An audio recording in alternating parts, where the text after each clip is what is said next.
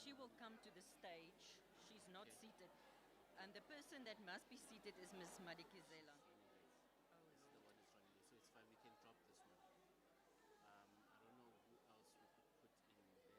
You see, the welcoming remarks is from Miss Musi, but then we just drop this one totally. Unless she rocks up. If she rocks up in time, we'll squeeze her in, but we can just drop her. We can just drop her, but then Miss Musi can come. Okay, she is on the stage. Okay, that's fine. But then if she's not, you will let me know if Miss Madikizela shows up. I'll let you know, because I'm waiting for the message to come through when she enters, or when she's parking. Okay. Right.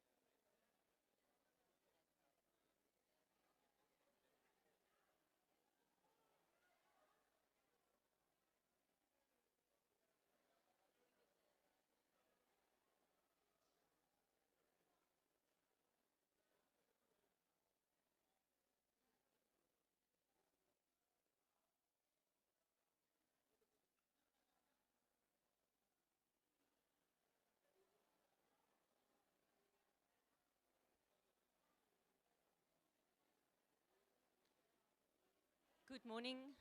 Morning, everybody. Good morning. Can we settle down so that we can start the program, please?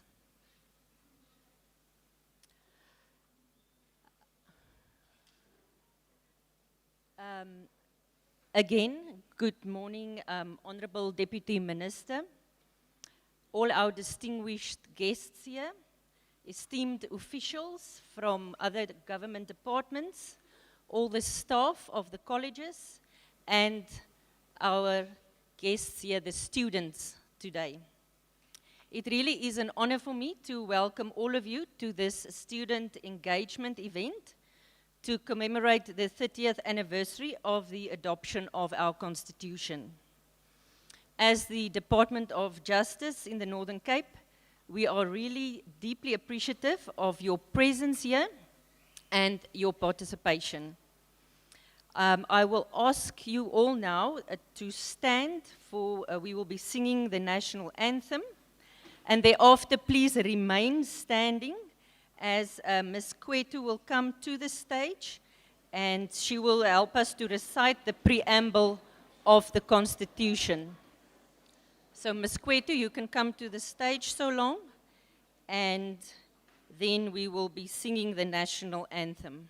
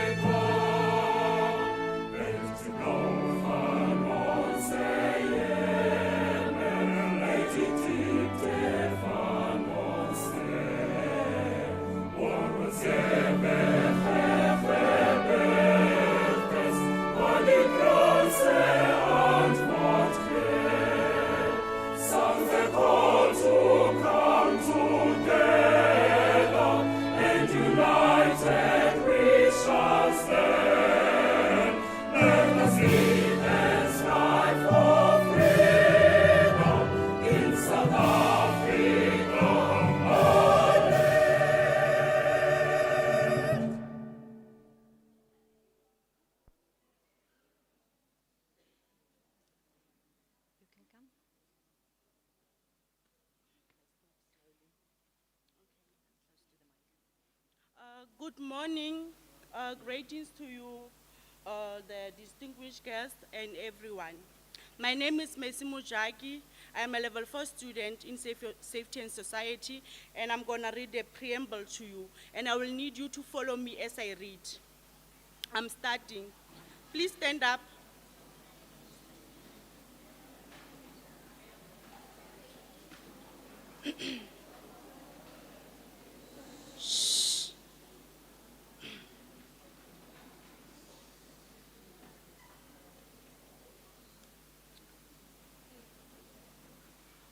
We, the people of South Africa, recognize the injustices of our past, honor those who suffered for justice and freedom in our land, respect those who have worked to build and develop our country, and believe that South Africa belongs to all who live in it. United in our diversity. We therefore, through our freely elected representatives, adopt this Constitution as the supreme law of the Republic.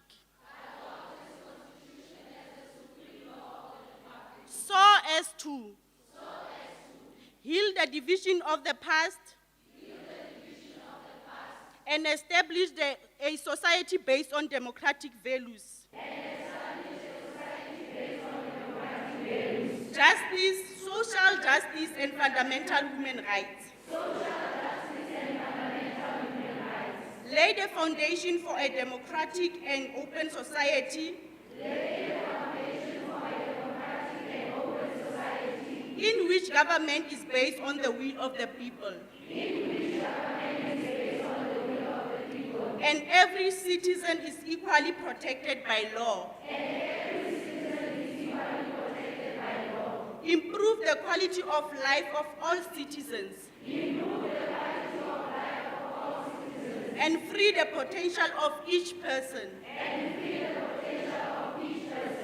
And build a united and democratic South Africa.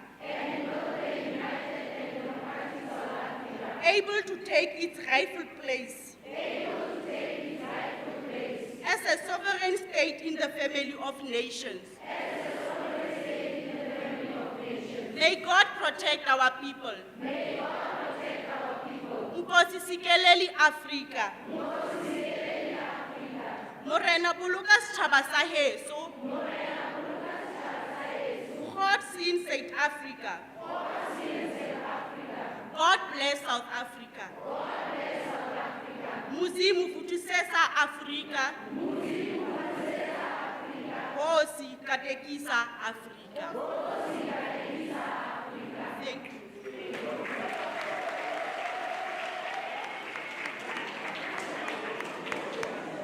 Thank you so much for that. And you may be seated now.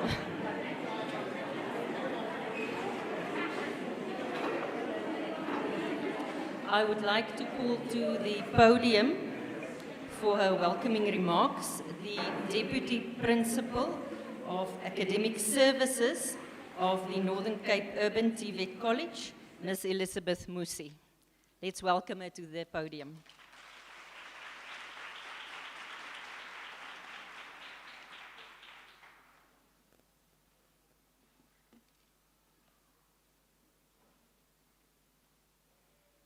Thank you, Program Director.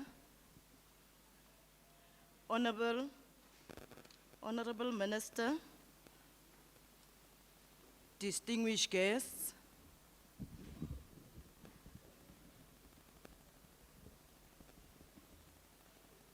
colleagues, and our dear students.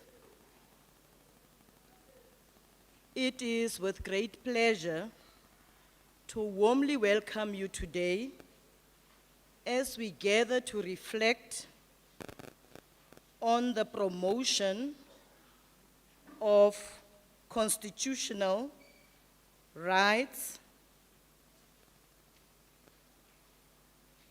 amongst us.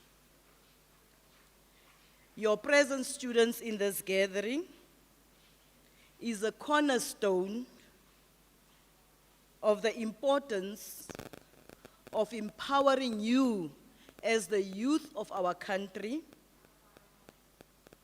to give you the knowledge, values, and uphold our democracy. The Constitution is not just a document. It is a living guide that shapes how we engage with each other, respect diversity, and uphold justice.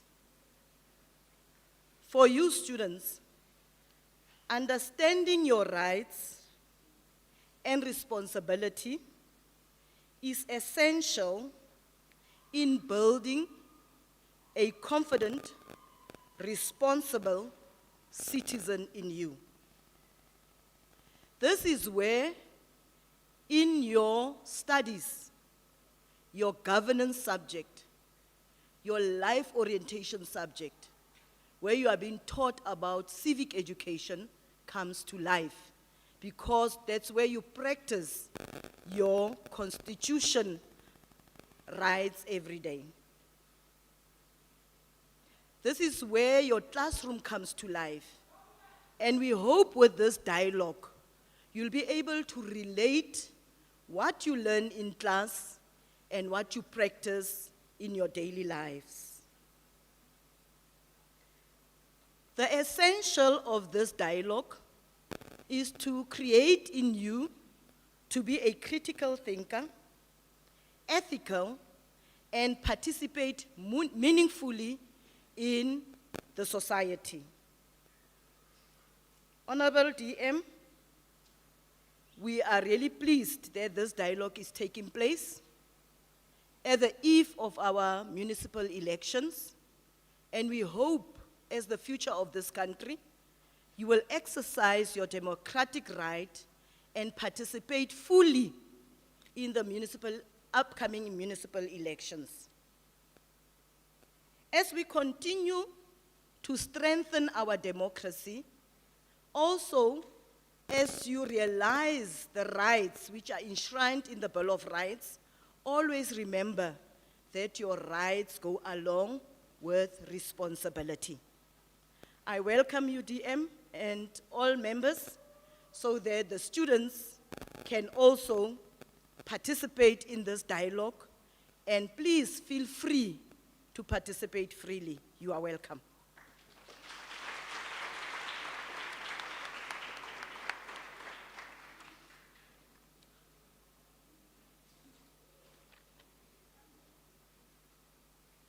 Before I call our Deputy Minister to the podium, I would like to introduce you to the Deputy Minister of the Department of Justice and Constitutional Development. The Honourable Andries Nel, MP, is the Deputy Minister of Justice and Constitutional Development. He was born in New Orleans while his father served as South Africa's consul. He grew up across continents and developed an early passion for justice and human rights. He studied law at the University of Pretoria, where he was active in the anti-apartheid movement. He began his career with Lawyers for Human Rights, coordinating its capital punishment and penal reform project, before being elected as a Member of Parliament for the African National Congress in 1994. During 1994 to 1996, he was involved in writing our Constitution as a member of the Constitutional Assembly. Over 3 decades, he has served as Whip, Deputy and Acting Chief Whip, House Chairperson of the National Assembly, and Deputy Minister in both Justice and Constitutional Development and Cooperative Governance and Traditional Affairs. After working at the ANC's headquarters as coordinator of its National Executive and National Working Committees between 2019 and 2024, he was re-elected as a Member of Parliament in 2024 and appointed as Deputy Minister of Justice and Constitutional Development by President Cyril Ramaphosa.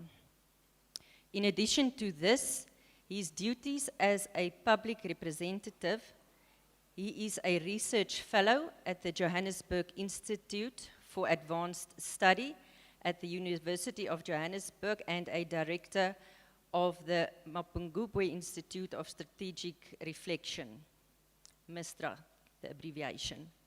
Throughout his career, he has reflected a deep commitment to constitutional democracy, human rights, and expanding access to justice for all South Africans.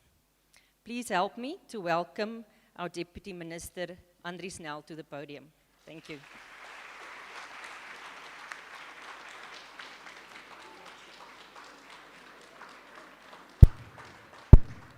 Thank you very, very much. And then, of course, as always, when I speak, I need to adjust either from the previous speaker or adjust for the speaker coming after me. Very, very good morning to all. Molweni nonke, goeiemorgen aan almal. And thank you very, very much to all of you for taking time off of your schedules. I heard that you were busy writing exams earlier or tests earlier today. I know it's a Friday. Tomorrow is a big day. It's Human Rights Day. But you've seen it fit to come and engage on this very, very important matter of human rights and our Constitution. I really would like to thank the Northern Cape TVET College for hosting us, also for Sol Plaatje Municipality to be our host municipality, and to have with us the acting mayor.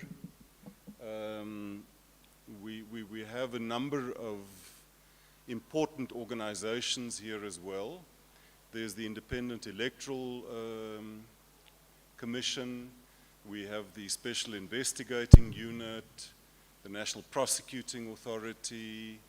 We have colleagues from the Department of Higher Education, and also, of course, the Department of Justice and Constitutional Development.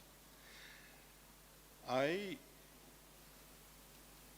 am going to talk, but I hope that me talking is not going to be the only talking, because there's a former president of the United States, I'm sure you might have heard of him, Benjamin Franklin, who liked to say that God gave human beings 2 ears and 1 mouth so that they can listen twice as much as they speak.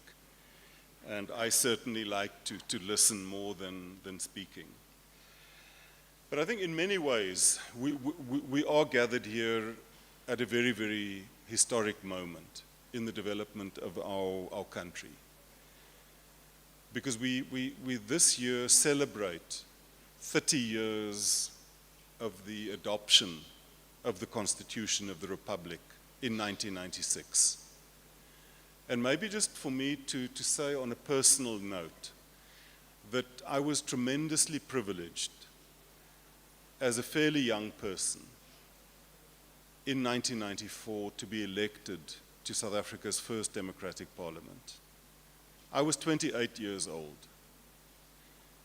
I had spent my life really since the age of 16, starting first in Brazil and then in South Africa, of being a student and then a youth activist. I started by organizing my fellow high school students in Brazil against the military dictatorship in Brazil that was in power at the time. And then I came back to South Africa in 1984. South Africa in 1984, as you would know, was still deep in apartheid. There was attempts to create a tricameral parliament, but that essentially was just reinforcing apartheid because you had a parliament for white people, for colored people, and Indian people. African people, of course, they were citizens of homelands. And I came back to South Africa and I got involved in that struggle as a young person, as a student, firstly at UCT, University of Cape Town, and then later at the University of Pretoria. When I started studying mathematics and philosophy because that was what interested me. I was trying to combine natural sciences and mathematics with social sciences in order to develop a scientific understanding of our society and why it is the way that it is. And I think it's therefore for me very relevant to talk to students of safety, security, and society. But in 1985, the apartheid government declared a state of emergency, because more and more people were rejecting apartheid, were organizing against apartheid, and young people were at the forefront of that. The resistance to apartheid was organized under the banner of the United Democratic Front, the UDF, and other organizations. And when that state of emergency was declared, tens of thousands of people were detained without trial. I missed being detained because I was on a train from Pretoria to Cape Town back to university after holidays. But a lot of my fellow students were detained. People died in detention. Many newspapers were restricted or banned. Political organizations, civic organizations, cultural organizations, youth and women's organizations were restricted. And I think that, I make that point because that's an era of a fundamental denial of human rights that we come from. And it was in that context that I personally decided that, look, as much as I love philosophy and mathematics and science, I need to equip myself with a skill that can be used also to advance the struggle for democracy and human rights in our country. And that's why I decided to study law. I never wanted to become a lawyer in the first place, to go and practice and make money. And I've never practiced privately as a lawyer. But I'm very, very happy that I studied law. I then, from university, I started working at an organization called Lawyers for Human Rights. At that time, South Africa still had a death penalty. In fact, South Africa, after the United States, was probably the country that executed the most people per year. And my job was to defend people who were being executed or had faced the risk of being executed, and to campaign against the death penalty. So for me it was a great pleasure then in 1994 to be elected as a member of parliament. And one of the first things that we had to do as a democratically elected parliament was to also work as a constitutional assembly, to write a new constitution for South Africa. You would have known that the representatives of the liberation movement, the ANC, the PAC, Communist Party of South Africa, Zanian People's Organization, others negotiated with the apartheid government, with the National Party and its allies at CODESA. And there they agreed on how the transition to democracy will take place. And they said, we need a new constitution. But the liberation movements argued very strongly is that we can't amongst ourselves sit and write a constitution for the people. The people must be a part of writing their own constitution. And therefore, it's only a body that's democratically elected that will have the legitimacy to write a constitution for democratic South Africa. The CODESA also agreed on a set of 34 principles that any future constitution must comply with. And they said that once the constitution is written, it will be the constitutional court that must certify whether this constitution complies with those 34 constitutional principles. And so in 1996, we had completed the process of making the constitution. It was a process that ran over 2 years. A very important part of writing that constitution was for us as members of the Constitutional Assembly to go out throughout the country, to meet with communities, to get written submissions from the people of South Africa to say, this is the constitution that we want. And after 2 years of writing and negotiating, we finally, on the 8th of May, 1996, voted to adopt the Constitution. But when the first Constitution went to the Constitutional Court to be certified, the court found that it didn't comply fully with the 34 principles. So we had to go back and make changes and adopt it again. It went back to the Constitutional Court, and the court certified that it complies with the constitutional principles. And then, on the 10th of December, 1996, President Nelson Mandela, at Sharpeville, signed the Constitution into law, and it came into effect on the 4th of February, 1997. So that, and I was very, very privileged to play a direct role in that. I make those points not to talk about myself, but to make the point that throughout the history of our country, different generations have had to do different things. The task of my generation was to fight, and we did fight.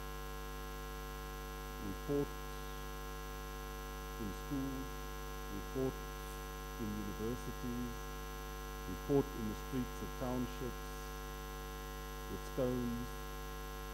We left the country and received military training and came back and fought with guns. And when we defeated apartheid, we had to play that role of starting to transform South Africa from apartheid to democracy, a constitutional democracy. We had to write a new constitution. We had to write new laws. We had to develop new policies. We had to start implementing those policies by working in the civil service, by being in parliament. Some of us went into the private sector. But you are a generation that is growing up 30 years into our democracy.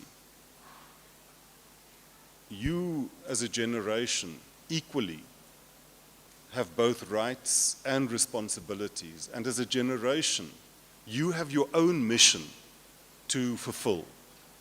And your mission is to take the foundation that has been laid by generations before you, to build on that, but to take it further than we were able to take it. Yes, a lot has been achieved, and I think my generation, we're humble about it, but we do feel proud that we were able to do what we needed to do when our country called us. And I think similarly, your country is also calling out to you, and I think it's up to you to answer that call. So, as I said today, this year we mark 30 years of the adoption of our Constitution. Now, Cabinet has said that we need to celebrate that. And we need to celebrate it not just as government. We need to celebrate it as our entire South African society. And we do that under a very powerful theme. And that theme you'll find on the cover of the constitutions that have been handed out here. The theme is one constitution, one nation.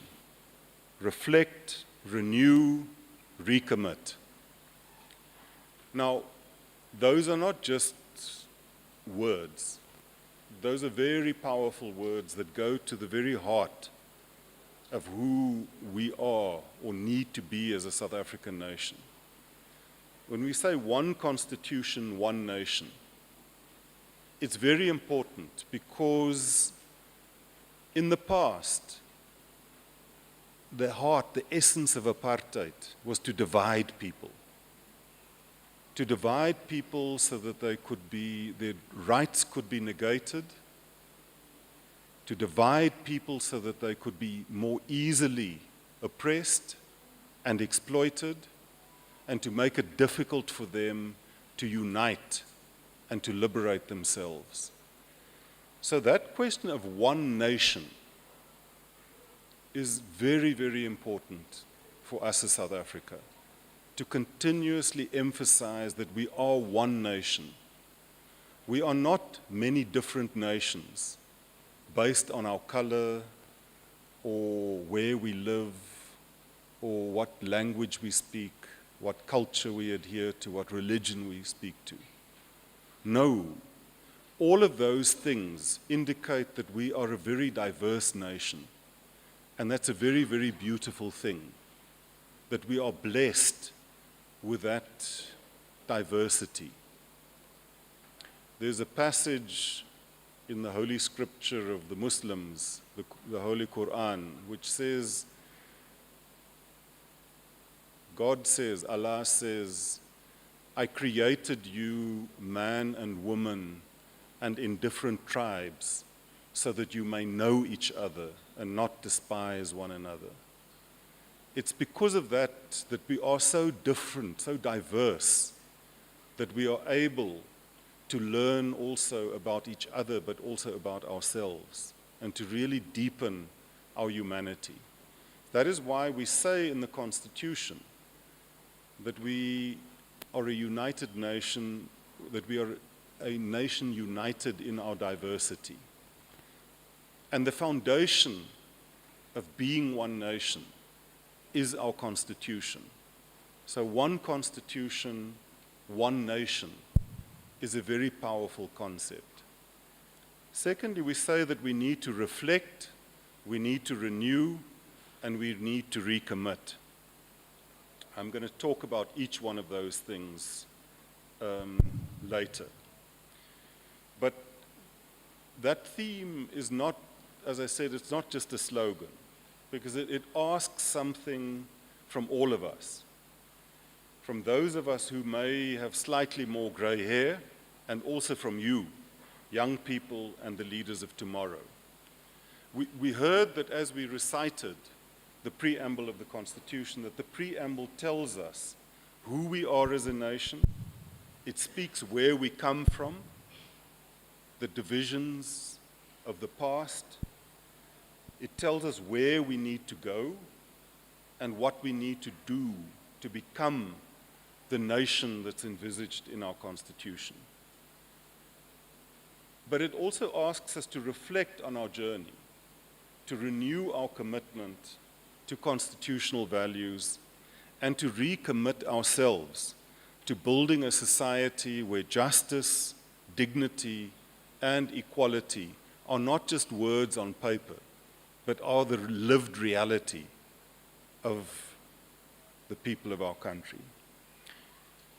Now, as I alluded to earlier through my personal example, the youth of South Africa in many ways really carried the struggle for liberation on their shoulders.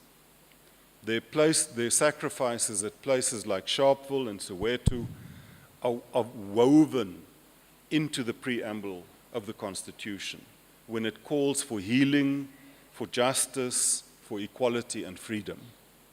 The youth of South Africa were not merely witnesses, they weren't spectators to the liberation struggle. Young people were the pulse, the fire, and the conscience of our liberation struggle. Their role was both catalytic but also sacrificial in shaping the course of history in ways that continue to resonate today. In 1960, on the 21st of March 1960, the Sharpeville massacre took place. Young people joined thousands of others in peaceful demonstrations against the hated pass laws. Just by the way, lest we don't just assume things, do we all know what the pass laws were? Do we? Are we sure we know? Do you know that there was a time in our history where people, and generally, not people who looked like me, had to carry a book? Yes. That book said where you can live and where you can't live. It said where you can work and where you can't work. It said even at what time of the night you could be on the street and when you had to be in your house. That's why people protested on the 21st of March 1960, and why 69 people were gunned down for protesting peacefully for their right to be human beings, to be able to live where they wanted to live, work where they wanted to live, walk where they wanted to live, and love who they wanted to love. Amongst those who were shot at Sharpeville was Selina Nguni. She was only 23 years old at the time, and she was pregnant. She was shot in the leg, she survived, and she said years later that the blood we sacrificed was worth it. And I think her words capture that spirit of resilience that inspired many generations of youth to continue that fight. That Sharpeville massacre on the 21st of March 1960 was in many ways a turning point in our struggle, because it sparked mass protests, international condemnation. United Nations declared the 21st of March to be the International Day Against Racial Discrimination. It also led ultimately to apartheid being declared a crime against humanity. And it laid the basis also for the 16 June 76 youth uprising that would take place 16 years later. The 76 student uprising, we celebrate the 50th anniversary of that uprising this year. That became another defining moment in our history, because those thousands of students who took to the streets, when the police opened fire and killing children like the 12-year-old Hector Peterson, the world was forced to confront the cruelty of apartheid.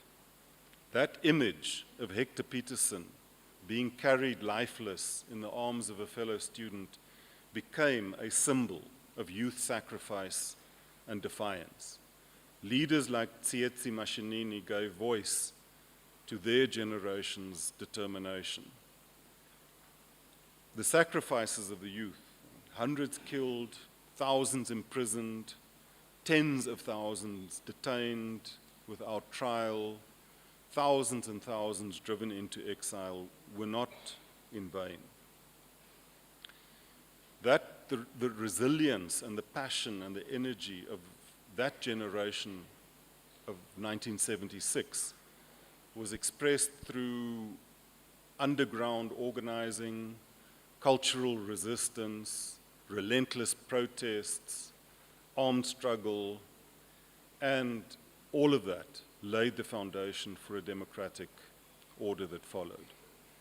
And so when Nelson Mandela reminded the nation that our children are our greatest treasure, they're our future, he was acknowledging that the freedom that was achieved in South Africa was carried on the shoulders of young people who refused to be silenced. That struggle also resonates in the preamble to the Constitution's vision of improving the quality of life of all citizens and freeing the potential of each person. Again, I think it's important, and I was told earlier that studying the Constitution, and in particular the Bill of Rights, is a core part of your curriculum. We must take the words of the Constitution seriously, because that sentence that I've read just read, to improve the quality of life of all citizens and free the potential of each person. Those are very, very powerful concepts. And they speak to the need to continue the struggle to change and to transform our society into one where indeed the potential of each person can be freed. It's going to require a very different society to the one that we have at the moment for that to become a reality. And youth fought for precisely that, the right to learn, to dream, to live in a society where their humanity was recognized. And today, the legacy of South Africa's youth in the liberation struggle is inseparable from the Constitution's promise to build a united and democratic South Africa able to take its rightful place as a sovereign state in the family of nations. Colleagues, we live in a very difficult time in our world, where this question of South Africa being a united and a democratic country able to take our rightful place as a sovereign state in the family of nations is being put under serious and direct attack. And it's up to you to take up that struggle and defend our national sovereignty. We have countries and leaders in the world who today think that the world belongs to them and that they can do what they want, when they want, how they want, and that no one else on this planet matters. They can wake up today and they can decide to take an island. The next day they wake up, they decide to impose tariffs. The day thereafter, they decide to go and bomb another country. Then they wake up and decide to kidnap the leader, a leader of another country. Now, all of those actions are fundamental denials of the sovereignty of other countries. And South Africa is in the target, in the crosshairs of those countries. Why? It's exactly because we are a constitutional democracy. We have a constitution that spells out certain values, the values of human dignity, of mutual respect, of respect for the sovereignty and the rights of others. That is why, as South Africa, we took the step of going to the International Court of Justice to lay a complaint of genocide against the apartheid Israeli state for what they are doing to the people of Palestine. Because we as South Africans understood that when we were fighting against apartheid, there were citizens of countries around the world who stood by us. They protested. They collected money. They collected food. They supported our struggle. And we believe that we need to show the same solidarity for others who are being oppressed and denied their human rights. But of course, that has upset very powerful countries who are now saying that South Africa is practicing genocide against white people, and white people in general and Afrikaners in particular. Now, I don't think you're going to win any prize for guessing that I'm an Afrikaner, and very proudly so. But there's no genocide against white people or Afrikaners. In fact, South Africa is a paradise for white people.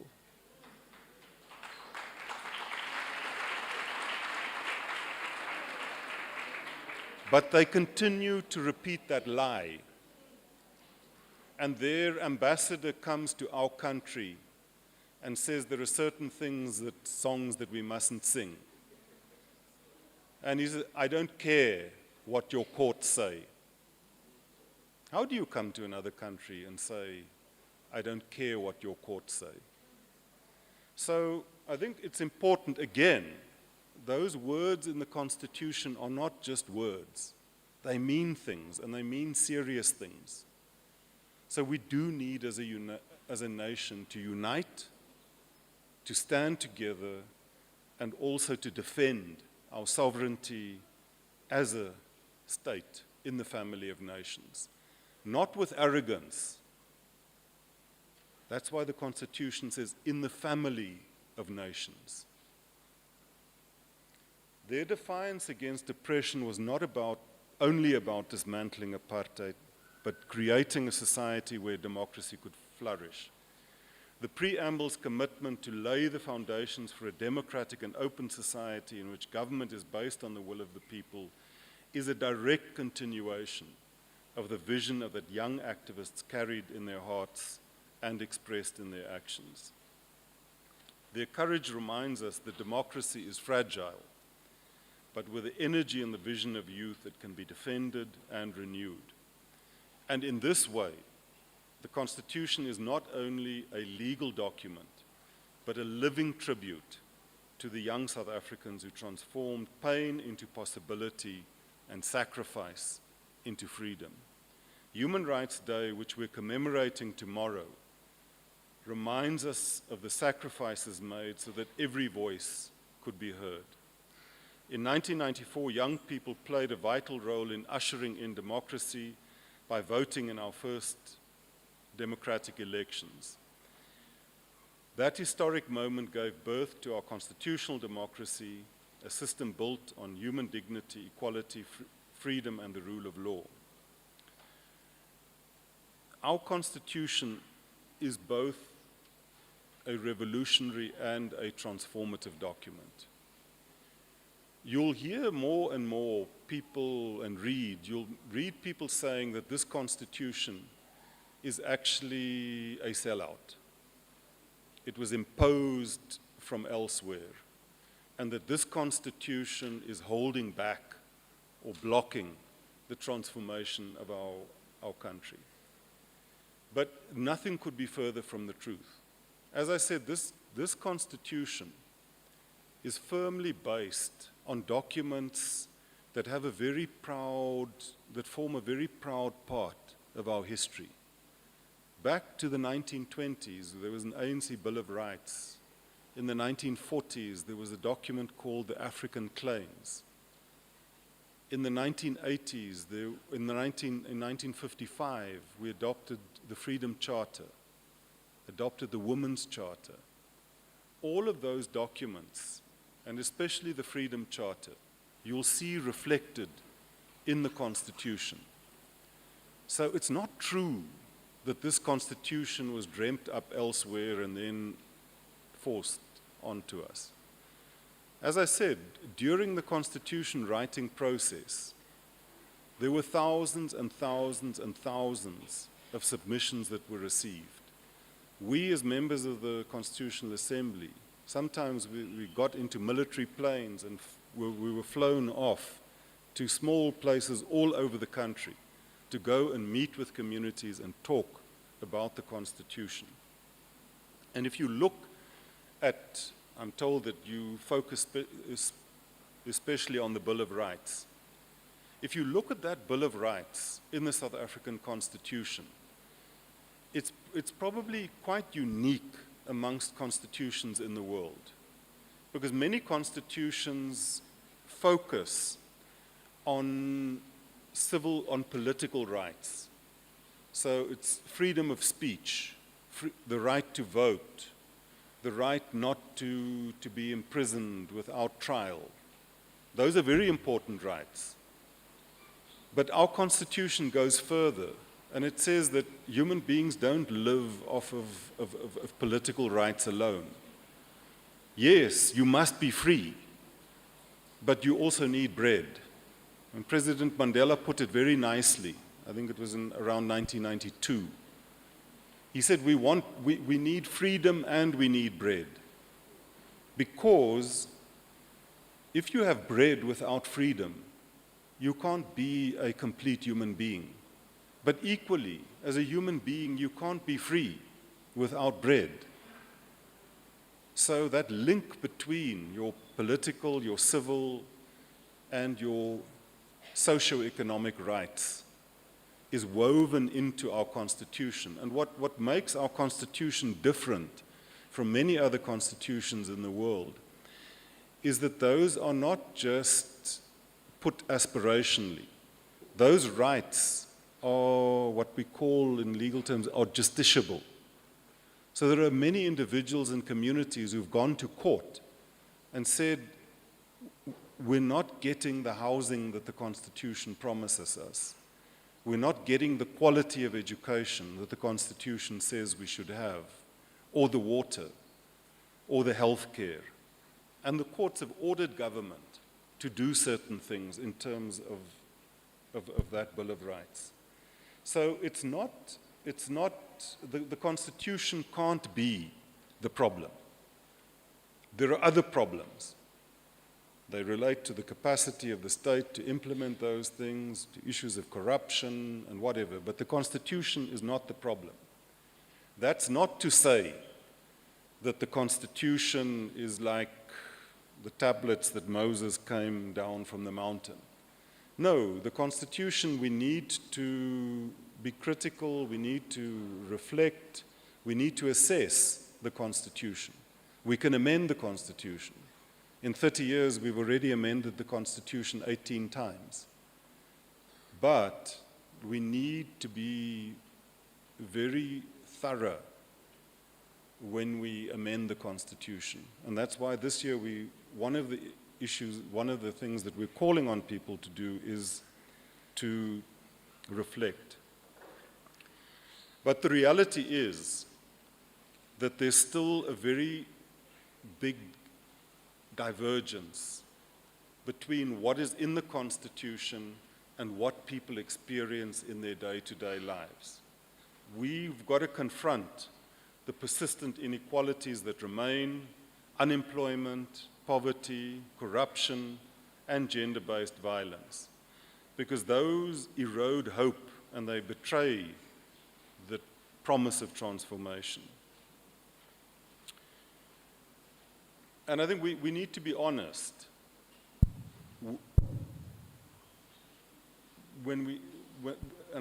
I speak honestly when I say that we've not yet arrived at our constitutional destination. The journey is ongoing, the road is not without obstacles, and in this 30 years, we've achieved tremendous things which few countries elsewhere in the world have achieved in such a short space of time. But we've also made serious mistakes. We've also suffered serious setbacks. We've stumbled. But the important thing is that every time we stumble and we fall, as South Africans, we get up again. We dust ourselves off and we continue the journey. And I think especially young people, many young people, too many young people face unemployment, limited access to quality education, inequality in opportunities, and the heavy burden of poverty. Gender-based violence continues to rob young women of their safety and dignity. Corruption undermines trust in institutions, including our law enforcement agencies. I think all of us as a nation watch every day how the ad hoc committee in Parliament and the Madlanga Commission are being confronted with the realities of infiltration of the police and other law enforcement agencies by organized crime. Very often young voices are ignored in decision-making spaces where they should be leading, and I think those challenges are real. They're persistent and they can feel overwhelming. But I think let us say this clearly, do not be discouraged. The Constitution was never meant to be a finished product. It's a living document, a promise that requires each generation to breathe life into it. The fact that challenges remain is a sign that the work of building our democracy is ongoing and that your generation has a vital role in completing it. For our constitutional democracy and our country to thrive, we need our young people, we need the youth, and really in many ways this is your moment. Democracy thrives when you participate, when you vote, when you hold leaders accountable, when you ask difficult questions, and when you shape solutions. Democracy is strongest when the youth know their rights and use them to ask the difficult questions, to speak truth to power, and to give back to their communities. Active citizenship is more than voting, as important as voting is, and the IEC will talk about that more.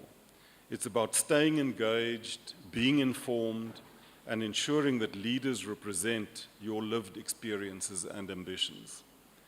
As we approach the local government elections later this year, we urge you to participate and to use your vote as your voice. Now, yesterday, I'm a member of, or I represent the political party that I belong to in the IEC's National Political Liaison Committee. And yesterday, the Human Sciences Research Council did a presentation on the voter participation survey for 2025-26. Now, there are some findings which I just want to share with you, and I think it's important for the dialogue that I hope we'll have. That popular support for democracy is at a historic low. Preference for democracy fell from around 65% in the mid-2000s to 36% in 2025-26. And I think we need to talk honestly about that. Why is that? Why are people less enthusiastic and supportive of democracy? There's a fatalistic view. In other words, the type of political regime doesn't matter. It's not authoritarianism. That fatalistic view is rising fastest, and it's grown to 34%. Very worryingly, there's an openness to non-democratic alternatives increasing. More than 1 in 4 people, 26%, now see non-democratic options as acceptable. And ahead of the 2026 local government elections, South Africa gave favorable government ratings for social security and basic services, but expressed deep dissatisfaction with job creation, with crime reduction, with housing, and core municipal services. About 2/3, 64%, of those who did not vote in 2024 national and provincial elections had never voted in an election before. Roughly half of those who did not vote in the 2024 elections stated a lack of interest or disillusionment in politics and political parties. Almost 1/10 of those who did not vote in 2024 said that administrative issues were a barrier to their participation. About 1/3 of the unregistered voters told field workers that they intend to register soon. And judging by the activity at the IEC's tent, I hope that many people have registered. 67% of those who don't want to register said that the main reason was a lack of interest in politics. Now, I don't know whether you're interested or not interested in politics, but whether you are interested in politics or not, the fact of the matter is that politics is interested in you. So I think it would be good to take an interest in politics. Now, I think when the IEC speaks, I think that's one of the things that I would hope that we would have a dialogue about, is how do we look at our democracy? Do we feel that our democracy adds value to our lives? Yes, no, maybe. What is wrong? What can be improved? How can things be done better? I just want to, as I conclude, just say something about skills, the skills revolution, skills development, and job creation, because I think it would be very wrong for me to come to a TVET college and not speak about those things. Now, recently, President Ramaphosa made a very strong call for a skills revolution. He's directed government to expand universities and TVET colleges, to strengthen early childhood development, and to promote technical and vocational pathways. And he said, and I just want to repeat what he said, to enable the youth of today to transform our society and secure their future, we are preparing the ground for a skills revolution. We're undertaking a fundamental overhaul of the skills development system to implement a dual training model that integrates education with practical workplace experience. We're undertaking a fundamental overhaul of the skills development system to implement a dual training model that integrates education with practical workplace experience. We'll reform and reduce the number of sector education and training authorities to improve governance, strengthen industry participation, raise the quality of training, and better align skills development with the needs of the economy. This includes improving the use of TVET colleges as the primary sites for occupational training and artisan development. To support effective workplace-based learning, we will increase the proportion of the skills development levy returned to employers, restoring it to its original level of 40%. We will also transform the National Skills Fund into a more agile, outcomes-driven instrument that supports unemployed young people to access workplace experience and employment, building on the successful initiatives such as Jobs Boost. These reforms will ensure that various training programs we have in government are a door of opportunity, not a dead end. To absorb the increasing number of young people passing matric, we will expand the opportunities for young people to enter institutions of higher learning. I've directed the Ministers of Finance and Higher Education to work on a proposal to build more universities and TVET colleges with specialized areas of focus. An immediate problem is the great shortage of student accommodation at our institutions of higher learning. I've directed the Minister of Higher Education to address this challenge, working with financial institutions on innovative ways in which government can provide student accommodation, close quote. Now, basically, at the beginning of the year, Cabinet meets usually in January, early February, in a Cabinet Lekgotla, where it plans for the year and it prepares for the President's State of the Nation address. This year, the issues that were discussed at that Cabinet Lekgotla were not many. The focus was on the economy and on building, on strengthening our economy and on creating jobs. And an important part of that was skills development, what I've just read now, the words of the President. And I can tell you the President, out of all of the issues there, this is the one that really he was most passionate about, and who he participated himself very actively in that discussion. And the point that he emphasized, which comes across in the quote that I've read from the State of the Nation address, is that at the moment, we have a skills development system, SETAs, Sector Education Training Authorities. There are many of them. The point the President was making was that those SETAs are focusing at the moment on activity, on the number of people that they train. And they can report impressively, we've trained 5,000, 10,000, 15,000 people. But the President makes the point that it doesn't help that you train 10,000 people and they're still unemployed.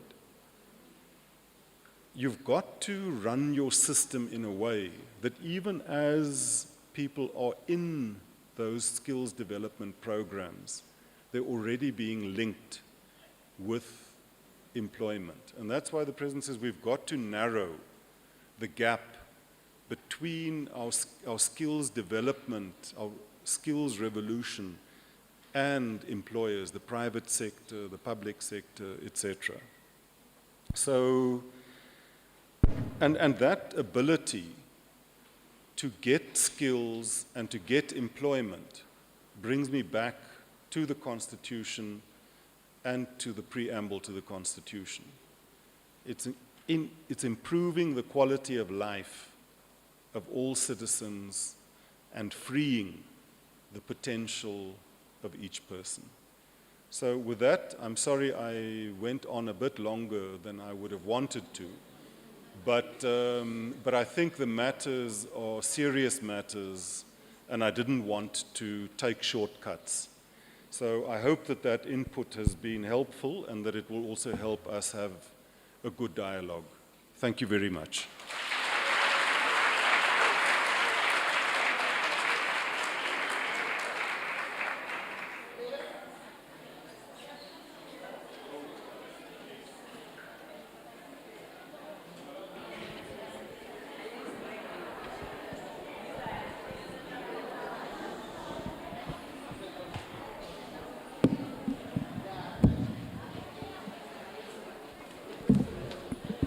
This is now for a tall person again. We are now going to move to the interactive engagement session.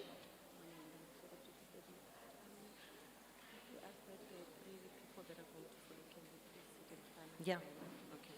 I'm going to call them up now. I am just going to call up Mr. Topkin, Councillor Sonyoni, and Mr. Malimacha. You can come and have your seats here. You will be the next speakers. Thank you.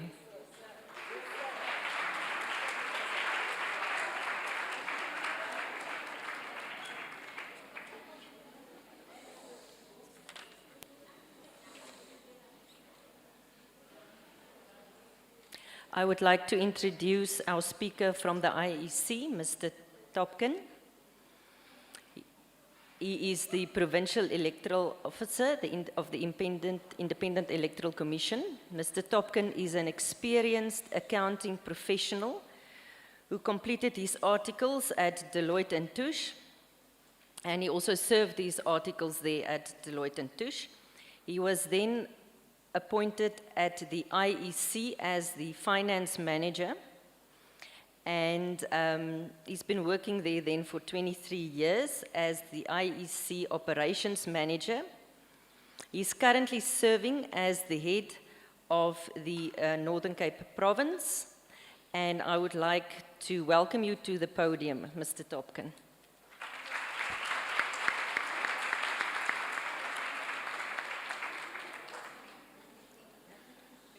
Thank you, Program Director. This brings back a lot of memories, especially after, Honourable Deputy Minister, you've shared so many things relating to 76, 1985, and being students.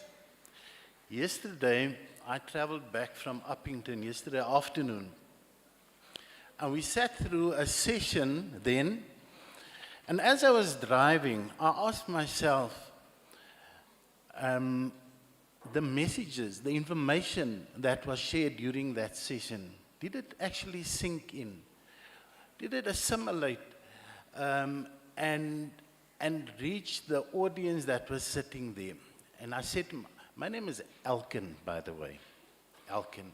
So I said to myself, Elkin, please don't do the same with the audience that you are addressing today. So there are two or three issues that I would like to touch on. And I would like you to listen, please. There's a lot of correlation between what the Honorable Deputy Minister shared this morning and the active roles that we need to play and the future of this country. And I'm going to touch on just one or two of them.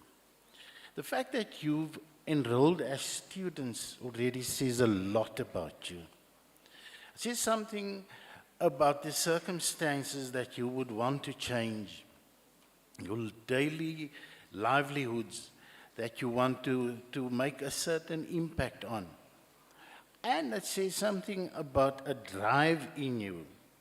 And I don't want to compare you to those who are not students, but when it comes to students, there's just a certain level of energy, of enthusiasm in order to achieve something.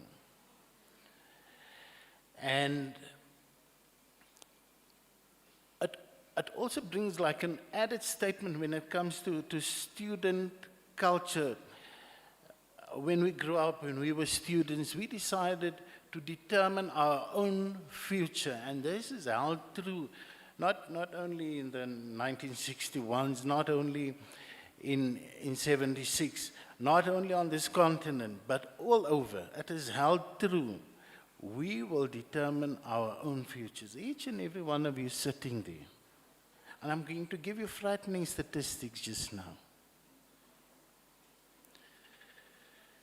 And yes, there are external factors out there that we are faced with on a daily basis that we need to overcome. You and I live it every single day. Some of us experience it on a much worse basis compared to the other person. There's topical discussions amongst us. Service delivery issues. Services provided by municipal councils, the quality of our leadership. When you walk out of here, you will speak about the quality of the leadership, the quality of what was presented to you by the Honorable Deputy Minister, by Elkin, by whoever is going. You're going to have comments about it. And it's topical issues, and you speak about topical issues in the local municipality, in the provincial government, in your communities as well. As students, you do that. And you also speak about who is at the helm of institutions, and it doesn't matter what type of institution it is. So that engagement is alive and well amongst you. And it's something that the student culture brings with it. Something that drive in you to decide, I'm going to further myself, I'm going to better equip myself. And it's going to lead you to something else as well. Another question that you ask yourself, and those who decided to vote in 2024, those who decided to vote in 2021, those who decided to register as well, there's one question that you ask yourself. What does my vote transform into? Why did I go and vote? Do I experience a difference? Who said no? Show me who said no. Be brave. I want to see you, madam. Yes. You must ask yourself that question. So, does my vote equate to something beneficial to me and my community? You keep on asking yourself that question, and there was one bold lady Others were subdued. One person who decided, I'm going to tell Elkin, nothing happens. I'm going to tell you now. I'm going to give you a frightening statistic, ladies and gentlemen. The power that you have, the power that you take for granted. Doesn't matter if I vote. What difference does my vote make? Doesn't matter whether I vote or whether I not vote. And here you become indifferent to something that you can be instrumental in. So these are the discussions that you have. And you most probably have strong views and stronger views, especially once you have a little bit of tea going along with that. You also speak about what you would do if you were in a position of power. But you don't realize that you're already in a position of power. So the real question you want to be answered is the following. If we as students, the four of you are leaving there, just listen to this quickly. Just listen to this. If we as students go out to register and all of us participate in the elections, can you make a tangible difference? That is the question you need to ask yourself. And I'm going to give you the frightening statistics. But let me first allow them to go. So that's the question we ask ourselves. Can I get to those statistics? You will obviously counter the statement that I just made by stating that it's not worth your while because your vote is not resulting in the expectations that you have, that you've created. But the truth, let's speak truth here amongst ourselves. How many of you went to vote? That's not the majority. How many of you are registered voters?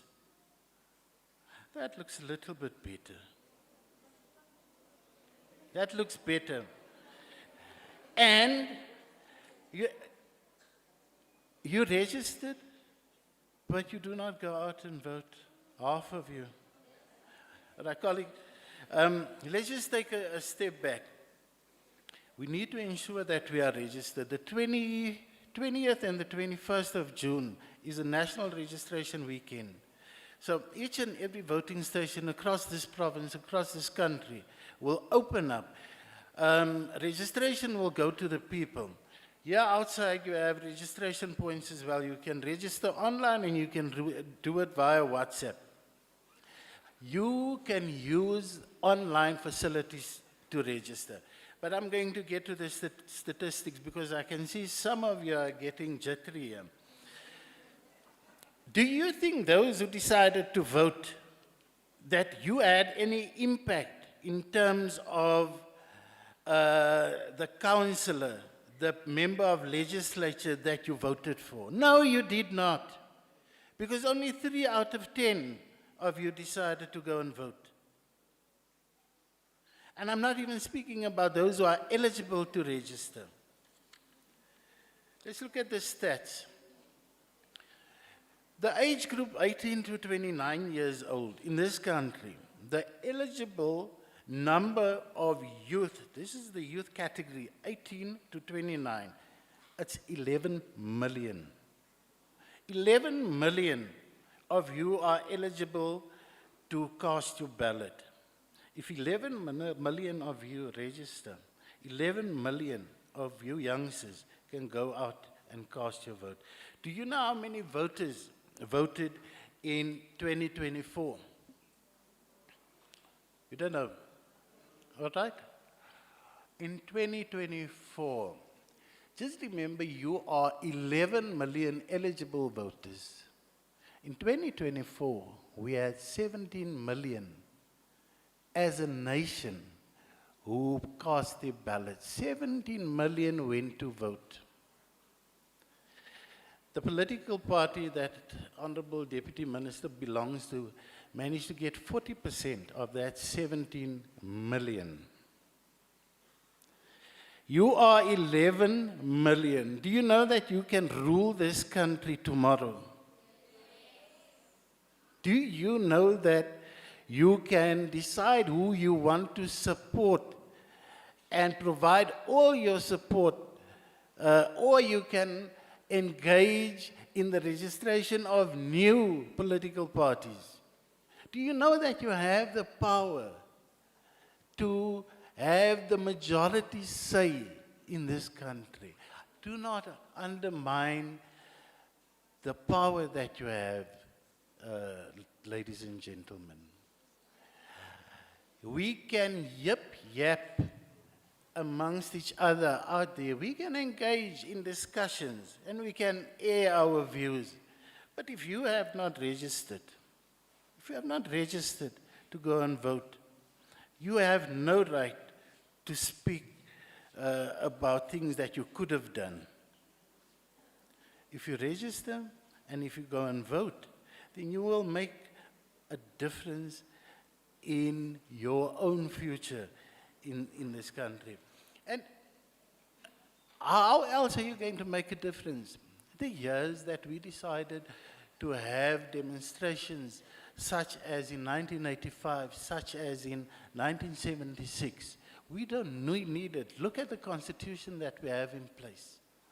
The power in terms of you having to make a difference lies in your vote. The opposite side of this coin is just as true. When you decide not to vote, when you choose not to register, you choose not to vote, firstly. When you choose not to vote, you then give up your chance to influence the decisions to shape this country. So one of the most powerful tools that you have in terms of shaping the direction of our country, of our economy, is that vote that you can cast. So ask yourself, in closing, ask yourself the question, what kind of future do I want as a student? To the youth, I just say your vote is your power. Do not let others decide on behalf of you. You go and register, and you go out there and you go and vote, and please, you go and encourage your friends to do exactly the same thing. Thank you, Program Director. Thank you so much. Should I go down? You can have a seat for now, or you can go down. Thank you so much, Mr. Topkin. I would like to remind the students that there will be a question and answer session afterwards. So please start writing down your questions, and to whomever of the panel members you would like to pose those questions. I would like then to introduce our next speaker. It will be Councillor Sonyoni. He is the member of the mayoral committee, and he has the finance portfolio on the Solplaatjie local municipality. District municipality. He is responsible for the finance portfolio, and he is also currently serving as the acting mayor of the Francis Baard District Municipality. He is also a master's student at the Northwest University. So welcome to the podium, Councillor Sonyoni.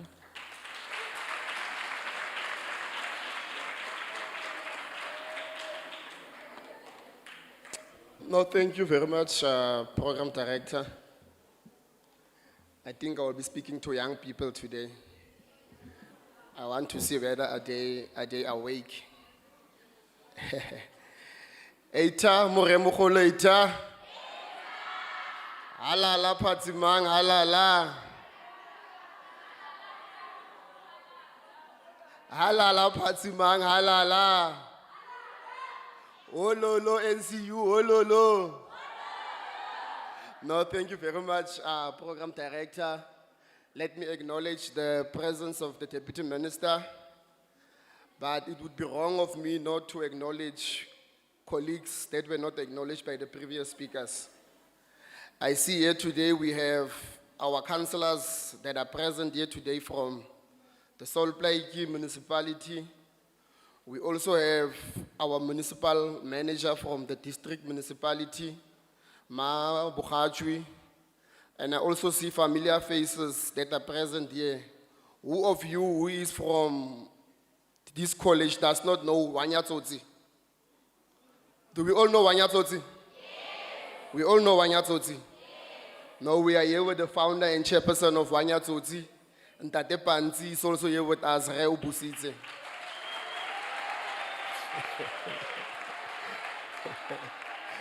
The councillor of Ward 15 are also an MMC member at Solplaiki municipality. Reng Kukwane is also with us here. But allow me to tremble on the protocol that has already been established by the different speakers. I think we've been given a very much precise topic, which is straight to the point. I think I will be short as my height today. Our topic is the right to petition, which is advancing youth participation in local government beyond elections. But I think the two different speakers that spoke here, the Deputy Minister and the head of IEC, they've touched on a number of issues that are confronting us as young people. The topic will reflect on the 30 years of Constitution, and it will focus on young people can actively participate in local government beyond voting. While voting is important, democracy is not a once-off event.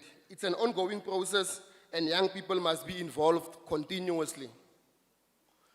It's really important for young people to be actively involved within our society, because we constitute 61% of the voters all within South Africa. So it means we play an important and active role in our society. But we need to go out in numbers when we are given these opportunities to go and express ourselves. I think IEC has touched on it. And I think I must piggyback on it because it is extremely important for us as young people to go out in our numbers, to go and ensure we make our voice being heard. Because this participation must also go beyond elections, because service delivery challenges are there on a daily basis. Issues of education, in terms of registration, we have seen young people, when it happens every year, when we start the semester or when we start the year, we are confronted with issues of financial constraints. Young people cannot register. How do we go about in ensuring that each and every one of us is registered? We're having SRC. In some institutions, our SRC are nowhere to be seen after elections. So what do we do as young people? We need to make our voice being heard. But I think I must clarify one thing. A petition is not a protest, colleagues. When we petition, we are not saying that we are going to protest. We are saying that we are going to ensure that our voice is heard legally. How do we go about doing that? We need to draft all our issues down that we are having. We need to ensure that we submit them to the relevant officials. And the relevant officials need to ensure that they respond to you and they need to accept acknowledgement of receipt. That's how a petition works. Now, why does it matter to young people, especially the youth? Petition amplifies the voices of young people. Young people often feel unheard, whereby petition provides a direct channel to decision making. Youth are directly affected, like I've said. Unemployment is high in our society. What is going to happen to you once you have graduated? You need to ask yourself these questions. What's going to happen to you whilst you are educated but there is no job market for you? You will be at home, frustrated, doing nothing. So it's important for us to be involved in community engagement, civil organization, to ensure that we raise our frustrations and to ensure that we better the lives of our people. Why is participation beyond election very important? It's because real influence happens between elections, where policies and budgets are shaped. From time to time, municipalities would go out to their different communities to go and ask the view of our communities. It is what we call the IDP process and the budget consultation process, whereby we need to hear the voice from our communities as to how do we want the municipality to be focused in terms of their budget and what are their priorities within their municipalities. But from time to time, young people are found wanting in these processes. They are not there. So we are making an appeal today that please be present at these particular engagements because they are important. They speak to our daily lives and they speak to also the challenges that we are confronted with as young people. Can I get a guarantee to say that as from today onwards moving forward, all of us will be present at community meetings which are called by councillors? Will we be? I heard a no somewhere. It's you. Why would you not be involved?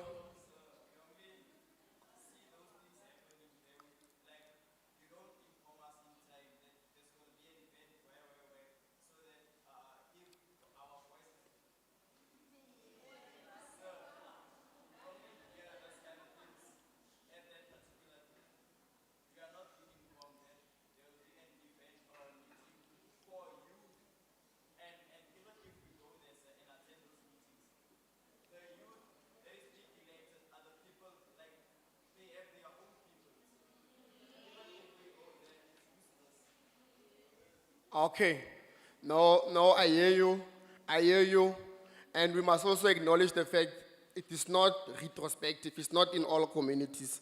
You would get those particular communities whereby some councillors are not calling meetings, they're not informing the communities.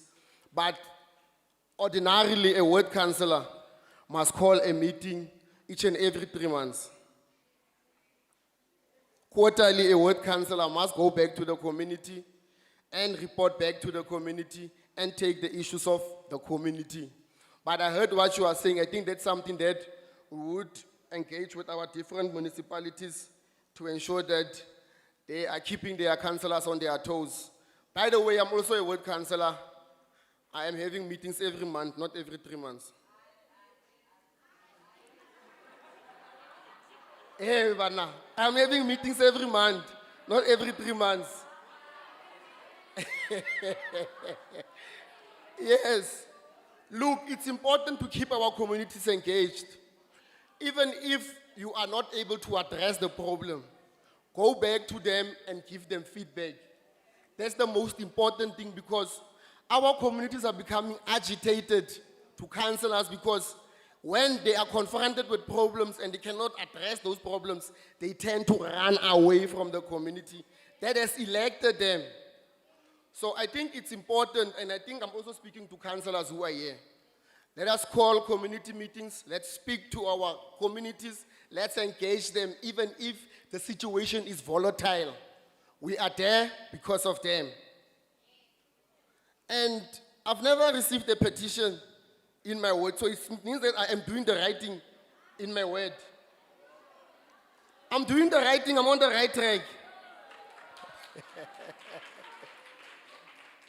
Now, colleagues, our petition works is that you must identify an issue, you must gather community support, you must draft a petition, submit to the municipality, await a response and follow up. A strong petition is clear, is evidence-based, and is supported by the communities. You must have those signatures. It's very important, colleagues.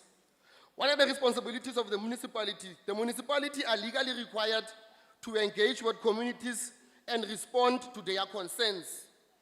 Most importantly, the municipality must acknowledge the petition, they must consider the submissions, and they must provide feedback, which are guided by the Municipal Systems Act and the Batopoli Principle. Petition is not just about complaints, it builds active and informed citizens because petitions promotes accountability, it influences decision-making, it also encourages civic engagements. But now young people are confronted by challenges on how to engage within these petitions. It is because young people don't participate because they don't know how or feel their voices won't matters.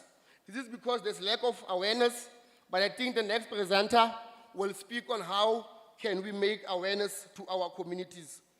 But I think it's important, Deputy Minister, that once we live here, we must also raise our issues as a community. I belong to a community, but I think it's a takeaway, and I think it's something that we can also engage after this particular meeting. Most of our communities are confronted with crime, and there are civic and movement organizations within our communities that are trying to curb this particular crime in our communities. But it's unfortunate that our justice system and our subs, members and officials are not coming to the party.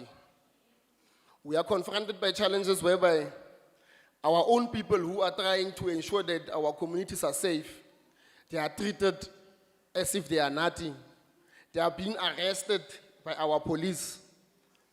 And I think that's something that we need to really look into, because we are trying to keep our communities safe. We're having our neighborhood watches, but they are not protected by the law. I think that's something that needs to be adequately addressed, because we can see a major difference when these organizations are involved in ensuring that they curb crime, but they become despondent with the treatment that they're receiving from our justice system.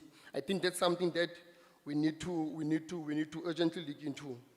But without wasting any time, I would conclude on what I've just said, and with concluding is that there needs to be a call for action whereby the youth must move from being passive observers to active participants in governance. We need to feel you, we need to hear what young people are saying. Thank you very much.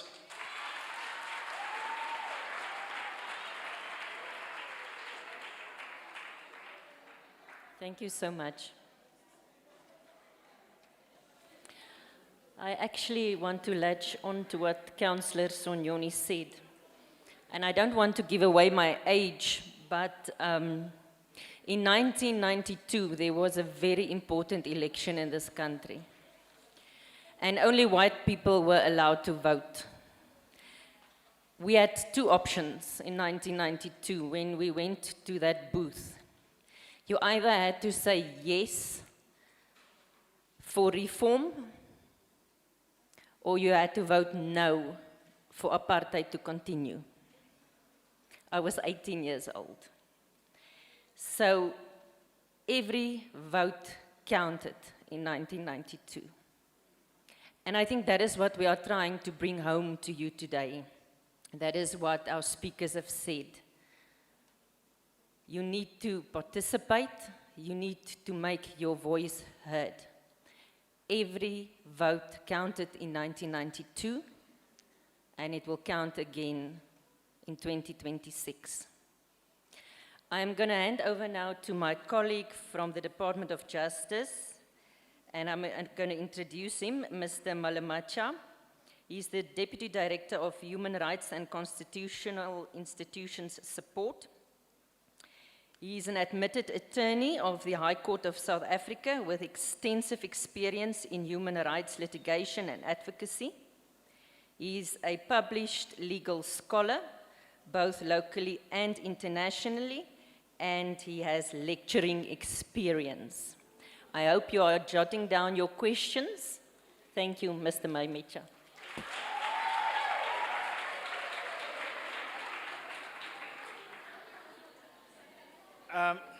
Thank you very much, Program Director, Deputy Minister. It's so lovely to have you here. I think it's very important that in our democracy we have leaders that are accessible to society. So we really thank you, and we really appreciate your presence. And again, the students, thank you for being here on a Friday. I see that the concentration span is decreasing slowly, but we trust that you'll hold it in. And also to the HOD of the college, thank you very much for providing such a lovely venue for us to come and engage with the students and society at large. So mine is basically to, I'm also vertically disadvantaged, so I'm just gonna move it. I don't know how to move it. Yeah.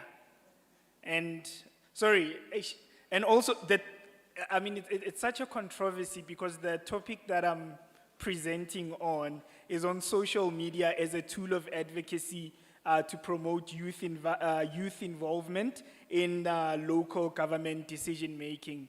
And with all my predecessors that have spoken, I don't have the best technological gadget, and it's so shocking that I'm speaking on social, on social media and so forth. But I guess it's an opportunity for me to go and bargain with my employer so that I can be like others. Okay, without any waste of time, so I'm going to focus specifically on misinformation and disinformation, because those are the arising phenomena that are actually derailing our constitutional and democratic processes. Because right now we are seeing a rise of sharing or imparting of information without verification whether those are facts. We can no longer distinguish between propaganda and useful messaging. So, and I think that is what, as youth, we really need to pay more attention into as we are slowly being integrated into the digital era. Now, South Africa is still a developing country. Of course, there are elements of development that we are still working on and elements where we are left behind. And access to internet and the regulation thereof, it is something that the country is steadily working to achieve. So, my presentation, I'll just start you with the introduction, and I'm going to take you through what constitutes misinformation and disinformation. Then we're briefly going to touch on the types of misinformation and disinformation. Then we're going to take it and look at the international standards. What are international standards saying insofar as misinformation and disinformation is concerned, particularly around democratic processes and access to information. Then we're going to bring it down home. Then we're going to look at the domestic context. Then we're going to look at responsibilities. What is our responsibilities, both as society and the state? Then we're going to conclude there. I'll try to be very brief. I promise. Now, in the year 2023, UNESCO found that 4.75 billion people are using social media either to express themselves, to get informed, or to affirm themselves, but most importantly, also to engage in political and democratic affairs. Now, the rise of false and misleading information poses significant risks to the well-being of people, their rights, and our democracy. I think the Deputy Minister already spoke about how there's this narrative that's being peddled about, quote-unquote, a white genocide. Now, with the spread of social media, you can see that you no longer need to go to your neighbor and whisper into their ear and say, did you hear what they cooked next door? You can just literally take your phone and punch it in, and it'll catch flame like that. Now, as we are all sitting here, I can guarantee you there's a number of us who have already engaged in social media, who have already saying, troops in the same building with the Deputy Minister, hala, right? Some have done that. Then the question that will pop up from the people that you are engaging with on the online platform is that, what did the Deputy Minister say?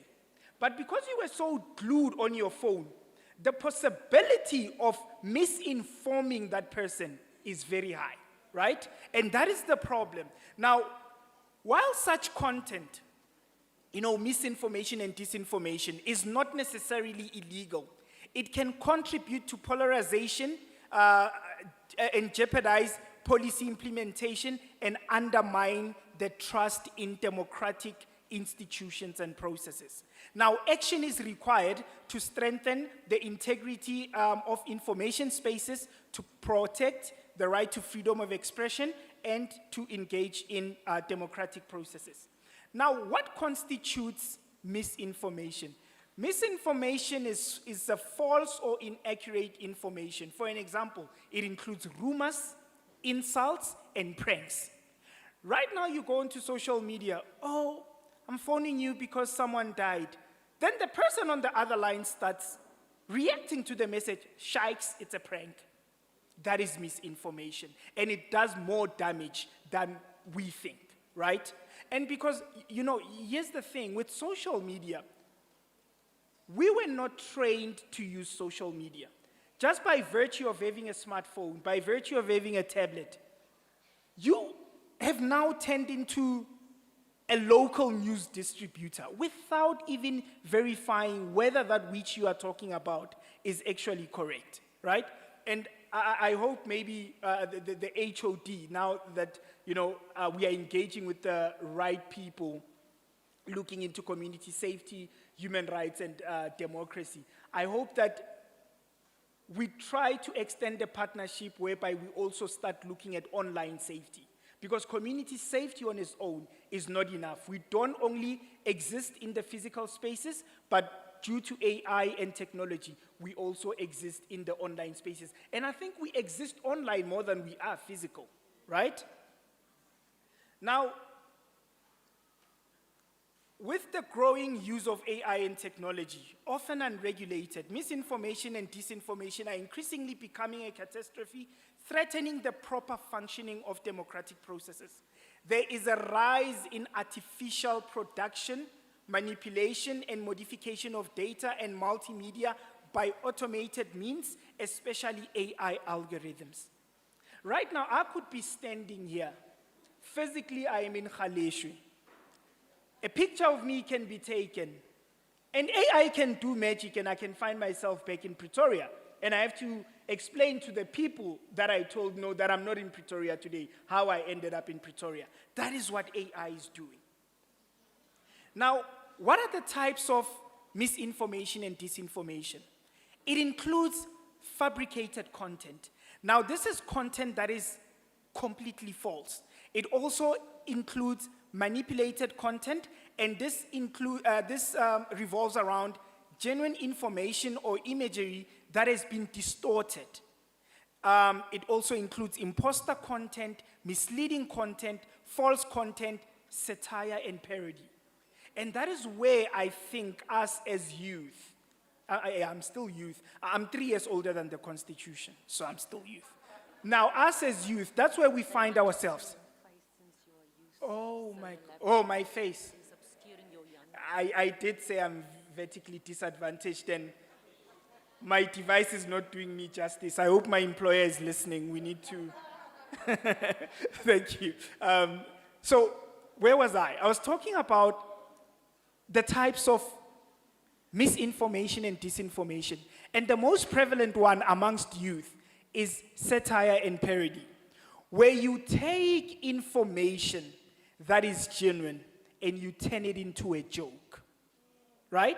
Now you can imagine how many people actually understand the context of your satire, your parody, or your joke, and actually start actioning it, right? So we really need to be careful along that. And again, there's propaganda as well. And this is content that is used to damage attitudes, values, and knowledge. So we need to be careful of that. Now, taking it to the international standards. Now, we have the UNESCO guidelines for the governance of digital platforms. What is the purpose of these guidelines? Firstly, the purpose of these guidelines is to focus on protecting and promoting human rights standards and enabling the existence of a plurality of platforms, including decentralized ones. Furthermore, the guidelines serve as a tool for policymakers in identifying legitimate objectives, human rights principles, and inclusive and participatory processes that could be considered in policymaking. Now, here's the thing. You actually have the power in your smartphone. Your smartphone has breached the gap that the guy at the back spoke about, that we get to know about these meetings on the day that they are happening. But the question is, when you are on your smartphone, how many of you do you actually go onto your internet server and say, updates from the local councillor, updates from the municipality? None of us do that. right? Or a small portion of us do that. We are glued on what? What is the new trend? Hey, when I get to college, I need to show them that I know that TikTok dance, right? I need to know that Facebook dance. But also, what you have seen is that the South African government, as a developing country, what it has done, it is also to try and meet the youth halfway. You would see that when you engage in your social media platforms, be it your Facebook, your TikTok, your what used to be Twitter is now X, and all those platforms, you will see that there are actually government pages there trying to engage with you as the youth, right? The deputy minister said here to say, it is concerning that a lot of us are not interested in politics. But the backdrop or the problem there is that politics are interested in you. And that information, they try to bring it to you. So when we engage in our social media platforms, let us try to be informed. Now, the guidelines also recognize that the application of rules and regulations in every governance system must adhere to international human rights standards, including Article 19.3 of the International Covenant on Civil and Political Rights, which speaks to the right to freedom of expression. Again, I will quote from the Deputy Minister that our Constitution is not merely a document. It is actually a bridge that allows us to cross from the past into the future. The concession is that we have not yet arrived at our constitutional destination. But the amazing part is that the Constitution of South Africa is actually globally hailed as the most progressive document globally. Our Bill of Rights is the most progressive. Our Constitution is the most progressive. Now, let's see why our Constitution is the most progressive. Now, Section 16 of the Constitution makes provision for the right to freedom of expression, which includes freedom to receive and impart information. Furthermore, Section 32 of the Constitution provides that everyone has the right to access to information, whether that information is in the custody of the state or in the custody of an individual, and any information that can be used to protect one's human rights. Now, there is a gap. Where is the gap? AI is growing at a faster rate. Disinformation and misinformation are taking over.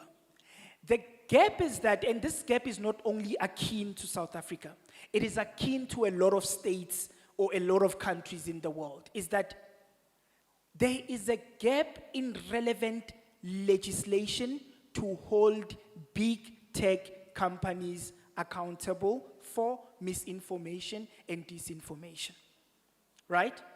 But South Africa, with its rich legislative frameworks, we are not without solutions. For example, we have the Promotion of Equality and Prevention of Unfair Discrimination Act, we have the Local Government Municipal Electoral Act, and we also have the Electoral Act. And also we have the Cyber Crimes Act. So that also tries to protect our human rights in the digital sphere. But there is a need for a more centralized legislative approach to tackle misinformation and disinformation through holding big tech companies accountable. Another thing that we face also due to disinformation and misinformation is the issue of cyberbullying and bullying amongst youth, right? Where fake news can be peddled against someone and that, causes bullying. Now, I'm about to conclude, Chair. I just want to look at our responsibilities. What are our responsibilities? One, do not share private content about someone without prior consent. Secondly, and most importantly, the recognition of the most vulnerable members in our society, children. Refrain from sharing any information that can make a child identifiable, especially where the child is involved in court proceedings. Now, we do know that there's a catch-22, there's a gray area where a child is missing, and you want to reshare that to raise awareness. Now, what you need to also be careful about is that image that you are sharing, does it have the letterhead of the South African Police Services? Because that is the relevant authority that deals with issues of missing children or even children that are trafficked. So just give your time to try and verify that which you are sharing is actually accurate. What happens if you don't verify and you are just a sharist? There's a possibility that you can be criminally charged for crimen injuria, right? And this is a criminally punishable offense for violating one's dignity and privacy. And we do know that the right to dignity is a constitutionally protected right. In fact, it is entirely protected. It means that it cannot be limited, and where there's any allegation of the limitation of that right, that limitation can never pass constitutional muster under Section 36 of our Constitution, right? And we also know that the right to privacy is provided for and constitutionally protected in Section 14 of our Constitution. What is the state's responsibility? The state has a positive responsibility to respect and promote human rights, including the right to freedom of expression and the right to access to information. Now, the state must promote universal and meaningful access to the internet and guarantee net neutrality. The state also has a duty to provide resources that accelerate the efforts to close the divide in the digital space. Let me see. Oh, conclusion, thank you.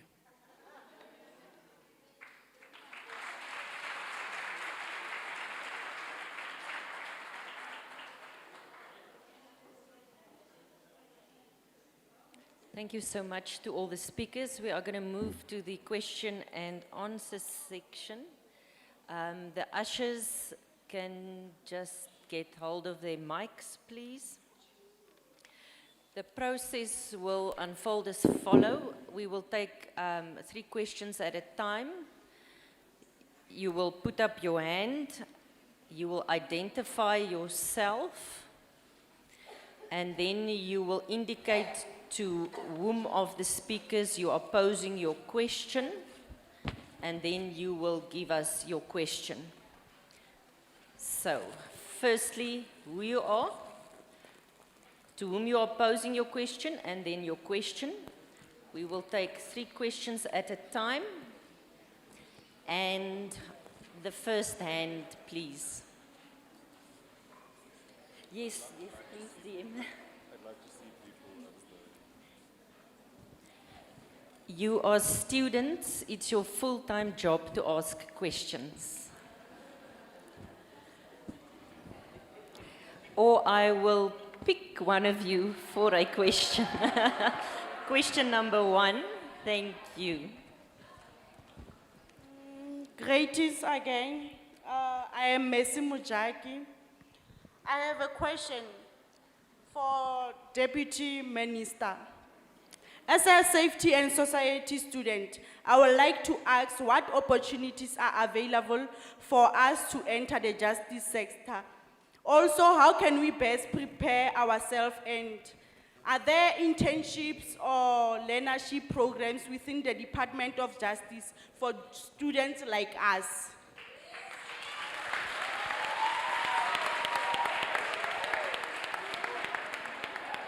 Thank you. That was question number 1. Can we move to our second question?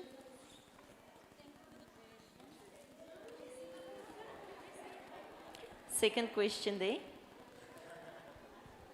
Thank you very much. I'm not a student. It's fine. I work for the ANC National Caucus in the constituency office of Honorable Michael Seget. Mine is not really a question, it's an observation. Okay. After hearing all the 3 speakers present, oh no, the 4 speakers, I've noticed that they've all touched on voter apathy, but I wanted them to, I wish they could have explained that the phenomenon is not only experienced in South Africa. We have seen, like over the past decades, many nations have seen a steady decline in voter participation. But this voter fatigue is not caused by one factor, there's a mirror of factors. But as a person working in a constituency office, I will focus on one. That I've noticed that we are in what we term the information age. We can access so much information. I'm a mother to 2 boys, at our fingertips. They are always on their phones. But what I've noticed that this has not translated into an informed youth. Speaking as a mother and as a constituency field worker. The barriers to access have vanished, but we find some people are still unaware of the information that matters. So I feel that we need to proactively curate information. I know that the horse has already bolted, terrestrial TV is going out, but we need to ensure that vital civic knowledge can compete with the heavy entertainment algorithms that are currently shaping my children and our children's worldview. So in conclusion, the Deputy Minister said that even though some people are not interested in politics, politics is interested in you. So to quote a Greek philosopher, I don't know if it was Plato or Aristotle, said the penalty of refusing to participate in politics is that you will end up being governed by people you feel are fools or who you feel are inferior to you. So I urge you all to register to vote. Thank you so much. Good day. My name is Velile Hesi. I'm from Solplaiki Municipality.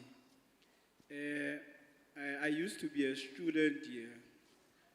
I also want to welcome and acknowledge the Deputy Minister. We welcome your political lecture. I enjoyed it. And also I would like to acknowledge the presence of councillors and other dignitaries that are here. Mine is with regard to the petition.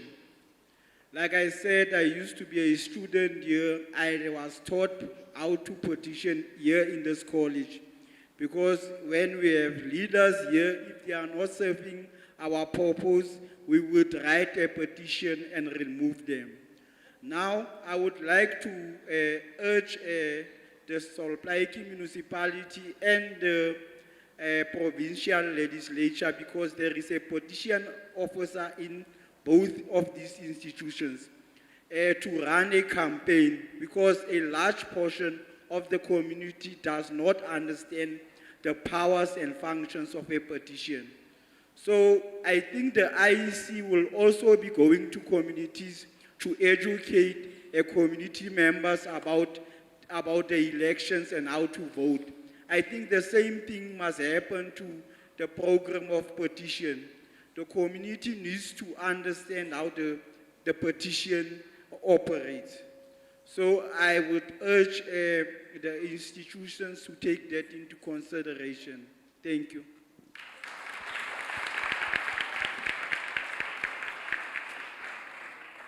Thank you for those 3 questions and comments.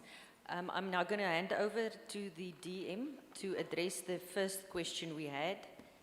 It seems like everybody wants to join the Department of Justice.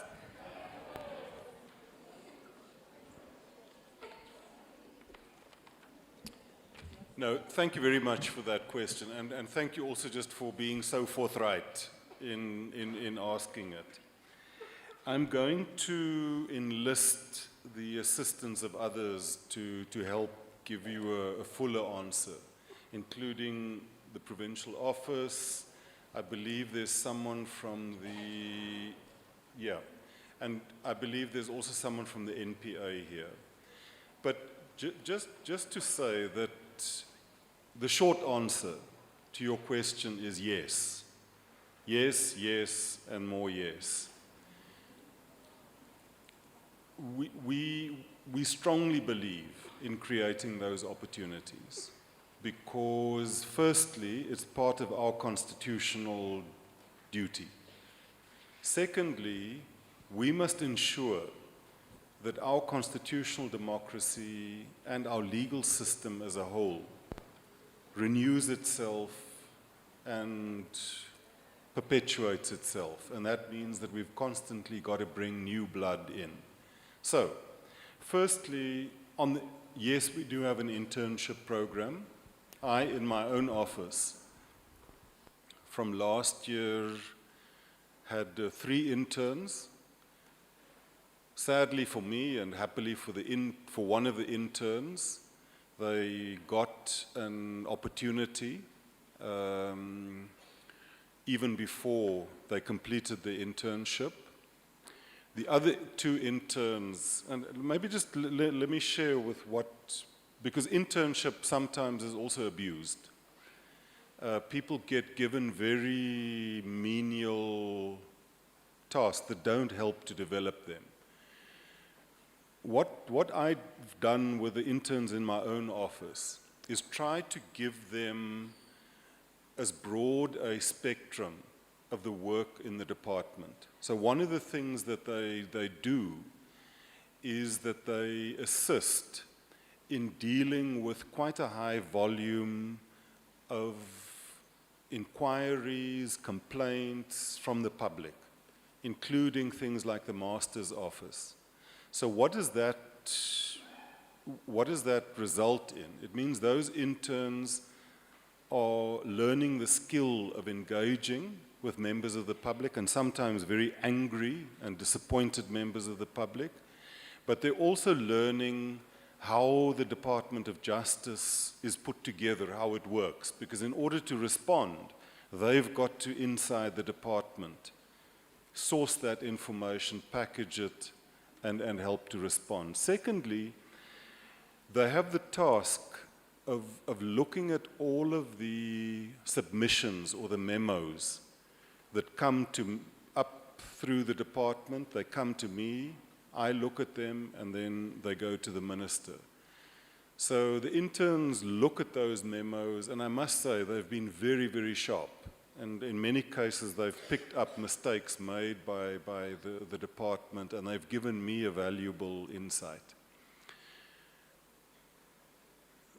Thirdly, we in the department at the moment have a little bit of a challenge in processing what we call mutual legal assistance and extradition requests. There's a substantial backlog.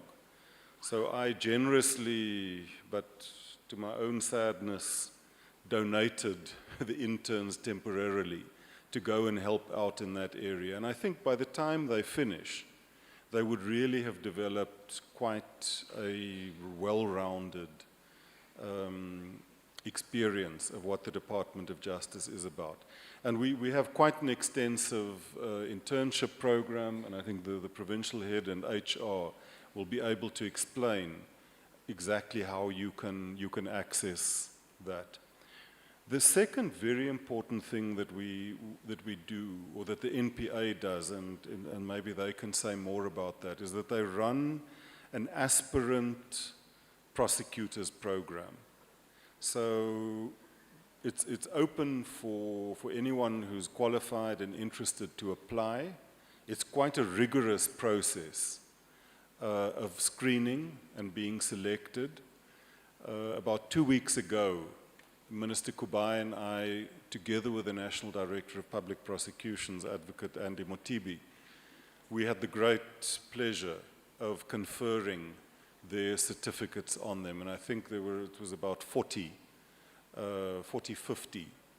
new prosecutors that were taken. The year before, I conferred certificates on, if I remember correctly, it was like 150 new prosecutors.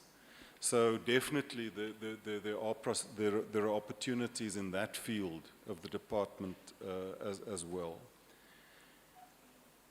But then also the department has a very deliberate approach to how we do briefing, how we distribute briefs to private practitioners, attorneys, mainly advocates, but in some cases attorneys as well.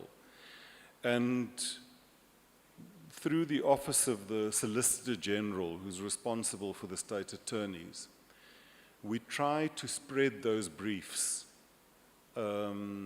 across practitioners, and from this year, we've included the category of youth in addition to race and gender. So we're also trying to empower young practitioners by giving them the opportunities to develop their practices and to develop skills. So that's the slightly longer answer, but if, Program Director, if you want to give others the opportunity to add.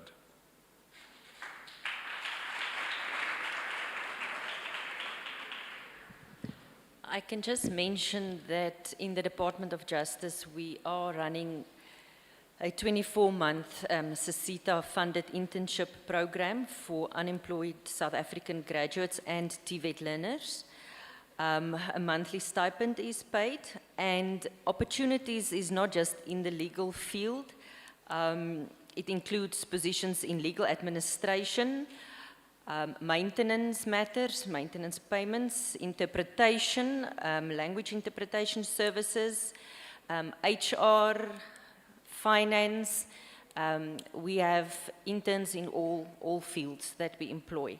So it's not just open to legal graduates. Whatever your field of interest is, the SESITA learnership and internship programs are available on an annual basis, and you can just, since social media is a part of your life, just watch the website for the Department of Justice. Then there was, I don't know, Councillor, would you like to come and comment on campaigning to educate? NPA? Yes, sure.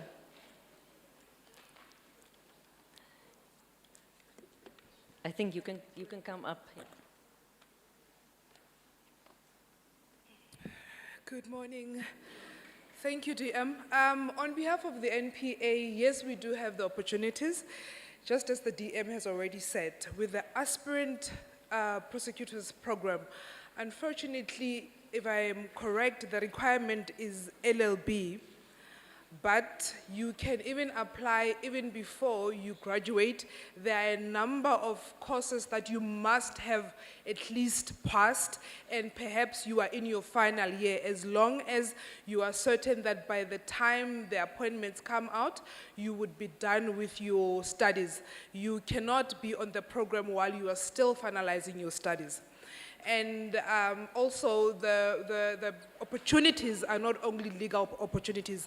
I know that currently we do have interns in the admin sector that were appointed recently.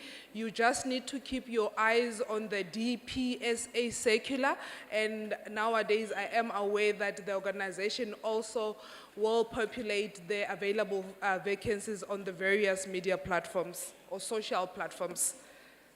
Thank you.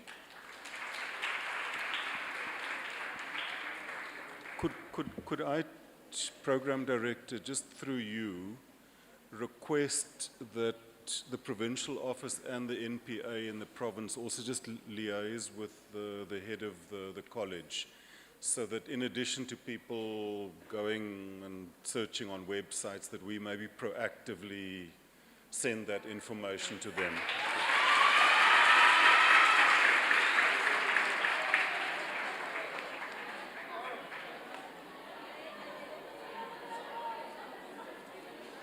No, thank you.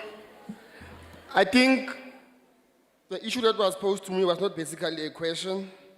It was more of an input as to how can we make our different stakeholders aware with regards to petition.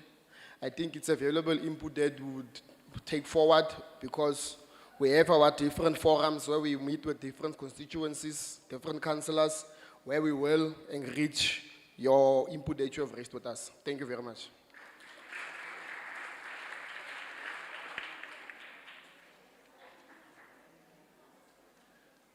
Okay, any more questions?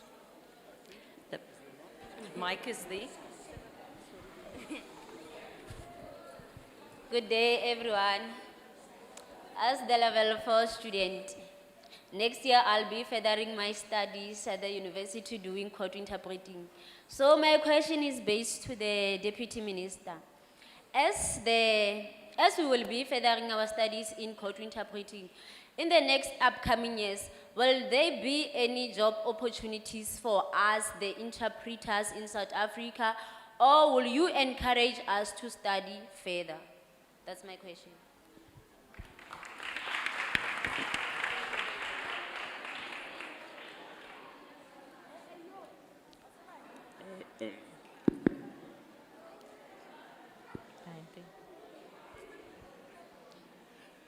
Thank you very much. My question is based to, or is directed to Councillor Sonyoni. And the basis of my question is my portfolio in the NPA. I am responsible for community prosecution throughout the province. Various stakeholders that have spoken seem to have noted the one thing. It seems or it appears that the youth of our country are not interested in the issues that have to deal with them. As the DM has said, that the theme of this constitution or the celebration of the 30 years of the constitution is reflect, renew, recommit. One cannot reflect, renew, and recommit without knowing the legal processes that affect them and the rules and the laws of the country that they are part of. The councillor mentioned Wanyatsotsi, which is very much vigilant, which is very much active in the community of Kimberley. However, also in the very same speech, the councillor mentioned the challenges or the concerns that these active group is encountering where the courts are involved. Now my question is, what is the role of the local government, or what role is the local government playing in ensuring that the NPA, with their Office of Community Prosecution, is able to access the youth in the communities and educate them? And even groups like Wanyatsotsi have access to them and easily educate them on the rules and the laws and the justice systems, how it operates, because currently people are not happy, and one can say without a doubt that the disgruntlement comes mainly from not understanding how all operates. How can local government assist us in that regard? Thank you very much. Thank you. I'm going to take one last question before we start with answers. Is there one more? Thank you, Program Director. I am Innocent Sebalo, the level 2 student here in Moremogolo. I've been listening to the questions and I don't understand. When you register for safety in society in Moremogolo campus, I think you will go for clearance, whereby you'll be checking that there are no tattoos and whatsoever. So it seems like we are doing safety in society for formality. Are we not creating a shortcut to go to SAPS or any law enforcement? I'm not going to study safety in society and then again further my studies to something else. Remember, some of us registered in this institution with matrics, while the SAPS inquire matric and the license to go into the training. So I think this is a question directing to the deputy principal of the NCU. I think she can do something about this, because I think when you finish level 4, as I'm in level 2, I think when you finish level 4, the bus must be waiting for you outside so that you could go to the training.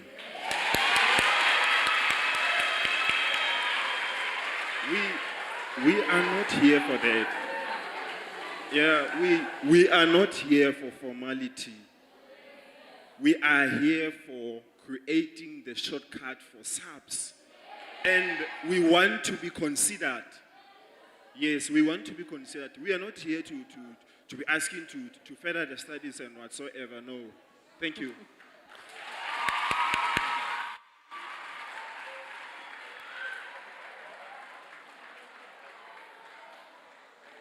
Thank you. I am now first going to call Mr. Topkin back to the podium just to respond on the voter participation comment that was made. Can you come, please?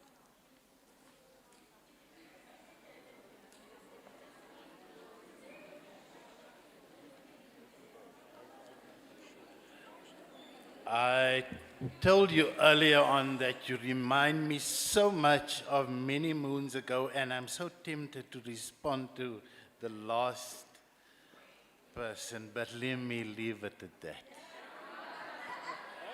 that. Voter turnout, and especially since 2014, has been a cause of concern for the Commission. And we need to differentiate between the national and provincial elections, where we elect legislatures and the National Assembly, MPs, and we also elect MPLs, differentiate from that, from where we elect councillors, local government elections. National and provincial elections, there's a decline in terms of the general voter turnout, but it's not as much as it is for local government elections. And you know, students and colleagues and members here, it's ironic. It's ironic that there is a decline in terms of local government voter turnout. These are the core, the bread and butter issues that impact on you as you walk outside of your house. So how is it that we do not come in our droves for local government elections? This is also a worldwide trend, and it's not a trend that we as the Electoral Commission of South Africa subscribe to, and we would like to turn this around. Another concerning factor in terms of the analysis of our voters' roll, and you will see that the registered population, you guys, 18 to 30 to 29, that percentage is low. It's pathetically low. And we need to do something about it. So the bulk of those who are on our voters' roll, those who are eligible and who have decided to actually register and go and vote, the age analysis there is becoming higher because now we're moving into a older voting category. And if we don't do something about it, the voter turnout is going to decline even further. So please, although this is a worldwide trend, especially in Western countries, in European countries, it's something that the Commission wants to totally address and ensure that our main target over the last 2 years has been the youth. Whether it's TIC institutions on campuses like this, schools programs where we do civic and democracy education, but we really need to make, as a Commission, we need to make inroads in terms of getting you to register. But that's just the explanation in terms of the decline in terms of voter turnout.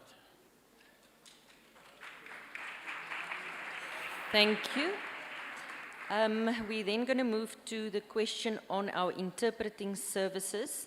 I'm going to hand back to our DM, and then I will also ask Ms. Segopa, our Director, Justice Operations, to come and give you more background on our interpreting services. If Mr. Yes, thank you.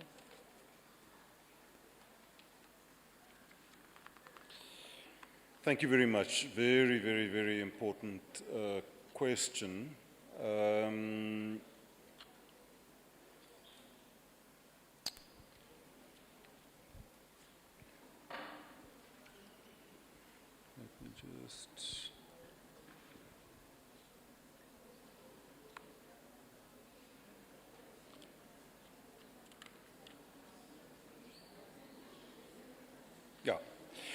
No, I want to, seeing that we're celebrating the 30th anniversary of the Constitution, I want to start there.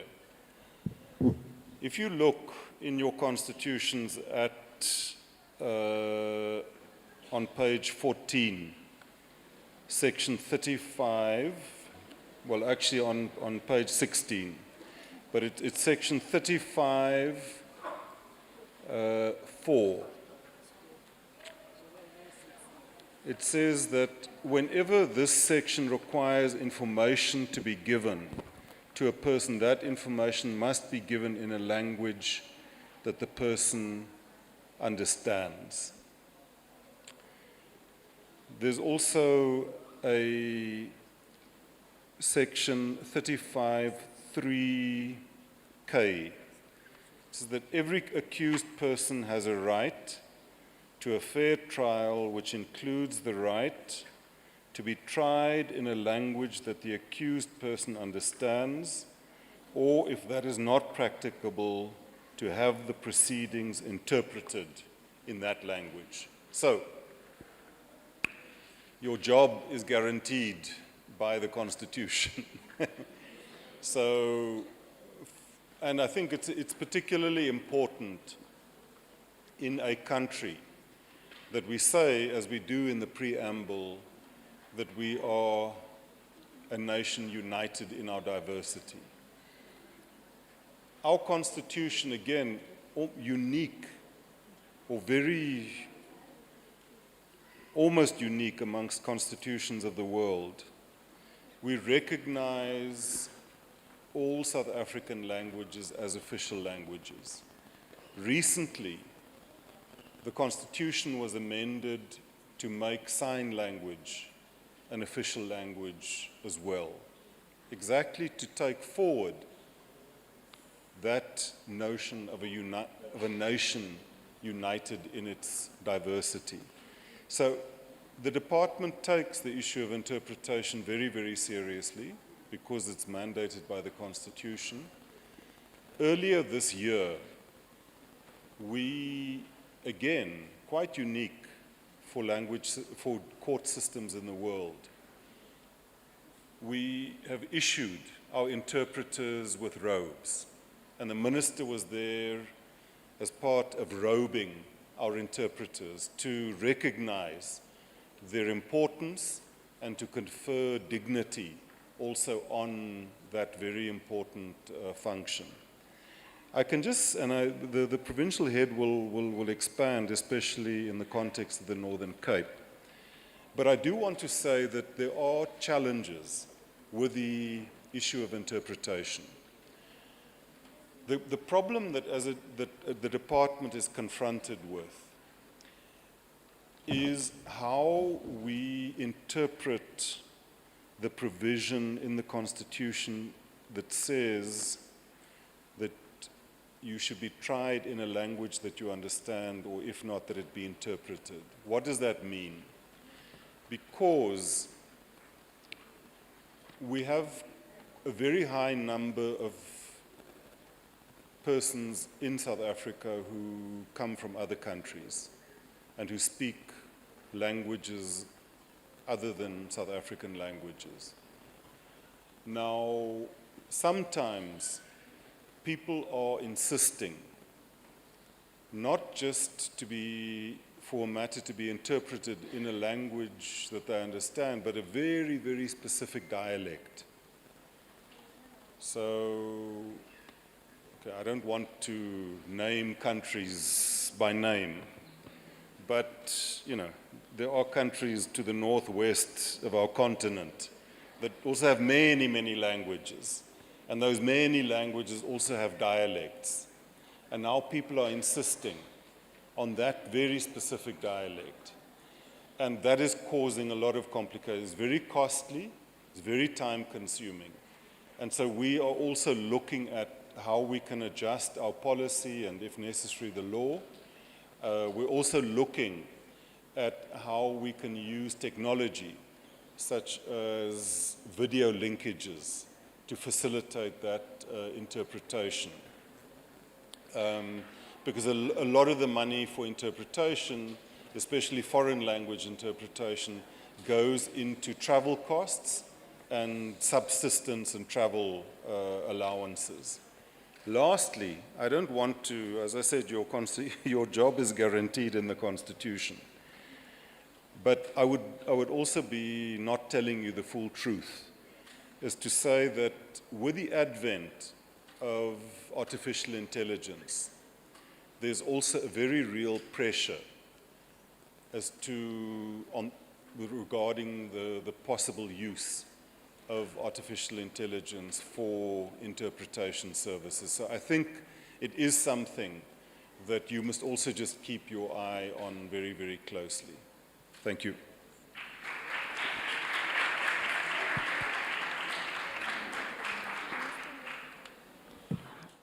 I just want to say a big bulk of our budget definitely goes to FLIs and interpreting services. And then from an HR perspective, you have to have NQF level 5 to register on our database as a casual interpreter. And we are always looking for casual interpreters, especially in the Northern Cape for our indigenous languages. We do have severe shortages in some of those local languages. Ms. Segopa, you are the Director Justice Operations, and you can just give some more background in terms of language interpreting services. Thank you. Okay, thank you, Program Director. Good afternoon, DM colleagues. Students, in terms of language services, we don't necessarily say interpreters, language services. I think the DM has already indicated or gave the marching orders to say we need to start engaging with the college, yes, so that we enter into a partnership where when we consider learnership programs, we consider the students that are studying in the different fields. Now, that is exactly what we will be doing with the TVET college. And I want to maybe just explain one thing, DM. In the Northern Cape, we have already started. One, we had a robing ceremony for our interpreters where we also robed them in the province. We had that on the 20th of February. So we did that. They look good when they are in court. And one thing about interpreters or the language practitioners, they take pride in their work. Because their work is so important, they are your voice when you get to court. Because being inside a courtroom, it's not an easy thing. You can become scared, you can be scared to talk, but with the interpreter next to you, you can talk in your language, at your own pace, and the interpreter will just explain to the court what is it that you are trying to say. Ne? And then, DM, in our province, we already have a partnership with SPU, is the Soplaiki University, where their curriculum already includes a POE, a portfolio of evidence. So part of the course, as you do the theory, you must do the practical. So when the students are done with that few months, they are then sent to us.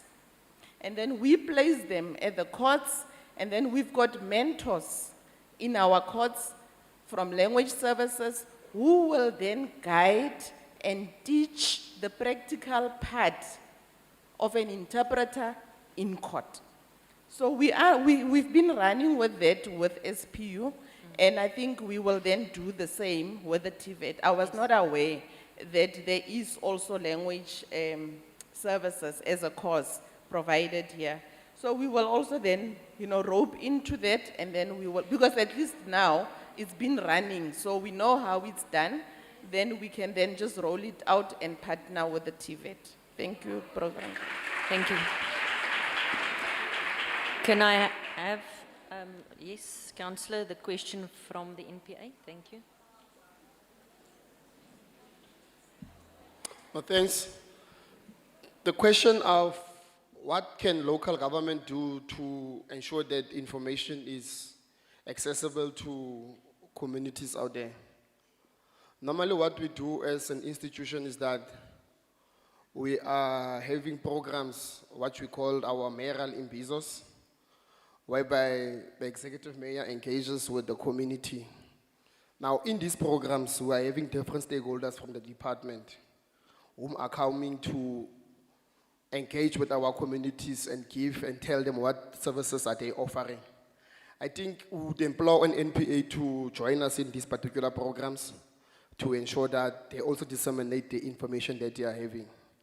But also, municipalities, more especially Solplaike, has a program called Safer City, where the executive mayor is the chairperson of the Safer City, and then different stakeholders from SAPS, Home Affairs, Health, and other stakeholders. I think NPA also forms part of that program of Safer City, whereby all different challenges which were confronted by different communities are put in one, are discussed under one meeting, and then plans and ideas are being discussed in that meeting as to how we can curb particular issues and also how can we disseminate information to different communities.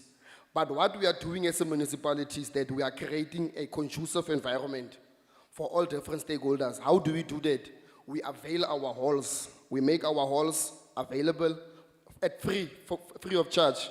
We also make our systems available so that we are able to engage with our different stakeholders. But bear in mind that local government is a highly regulated field. We do not cater for the public because we don't have money that we have budgeted for that. But I think what you are saying is that we need to improve on how we are reaching out to our communities. But I think that's something that we need to ensure that we work together in ensuring that we give out information. But what I would want to implore an NP is that when you have a program, send it to the municipality that this is a program that we would want to engage the communities on. What the Speaker's office will do, they will cluster different words under one roof, and ward councillors will be disseminating the information to different communities, and they will also be present in that meeting. Thank you. Thank you. That last question from the gentleman at the back, to whom exactly did you pose that question?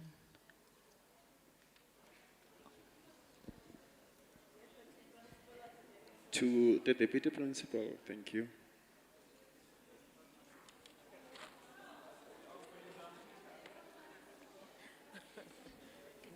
Just pull it down. Oh, thank you so much, Program Director. Thank you, student, for your question. First of all, you spoke about that you are a matriculant. You need to engage with your campus manager in order for you to clarify you being a matriculant and you are placed in level 2. So please meet with your campus manager so that we can just clarify that. And then the other thing is, you spoke about the Safety in Society program being a camouflage or a shortcut to policing because of the subjects which are involved. It is not a camouflage. Our NCV program, National Certificate Vocational, are designed for the technical vocational education training institutions as first choice in order to be different from schools. When you come to the TVET sector, you have the vocational part of it which requires you to be exposed to experiential learning, experiential training. That's where you need to be put into work-based experience in order for you to get the real work experience and hands-on job exposure. That's how our curriculum is designed. So it's not a shortcut to policing. Policing has its own requirements. Number one, you spoke about not having tattoos. It's one of the requirements of you having to go and study at the police academy. but the police academy also has its own requirements.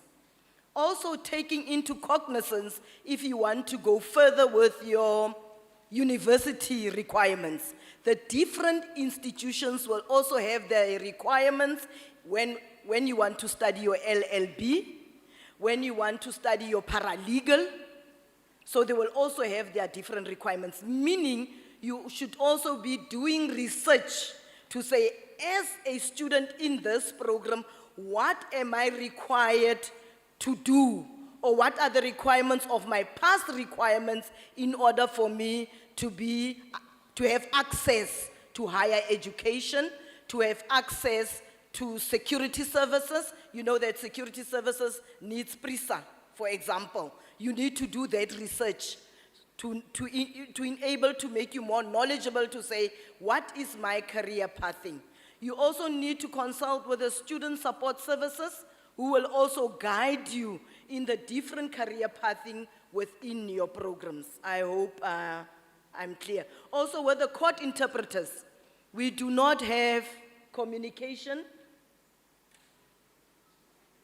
Communication, you spoke about the court interpreters having this communication which Soplaiki's offers, that subject. We do not have it.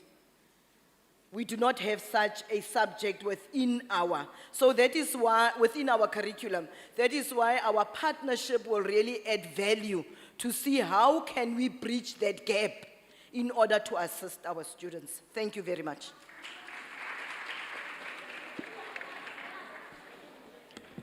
Thank you. Before I take the last round of questions, I just want to acknowledge the presence of Ms. Marikizela. She drove very far to be here. Ms. Marikizela, can you just indicate to us where you are? Here you are. Thank you for being with us. She is the Provincial Manager for Health. So if you have any questions now for the last round, she is also present to assist with any questions. Any hands? Any takers? There's one hand. You can just indicate who you are, to whom you are posing the question, and then you can give us your question, please.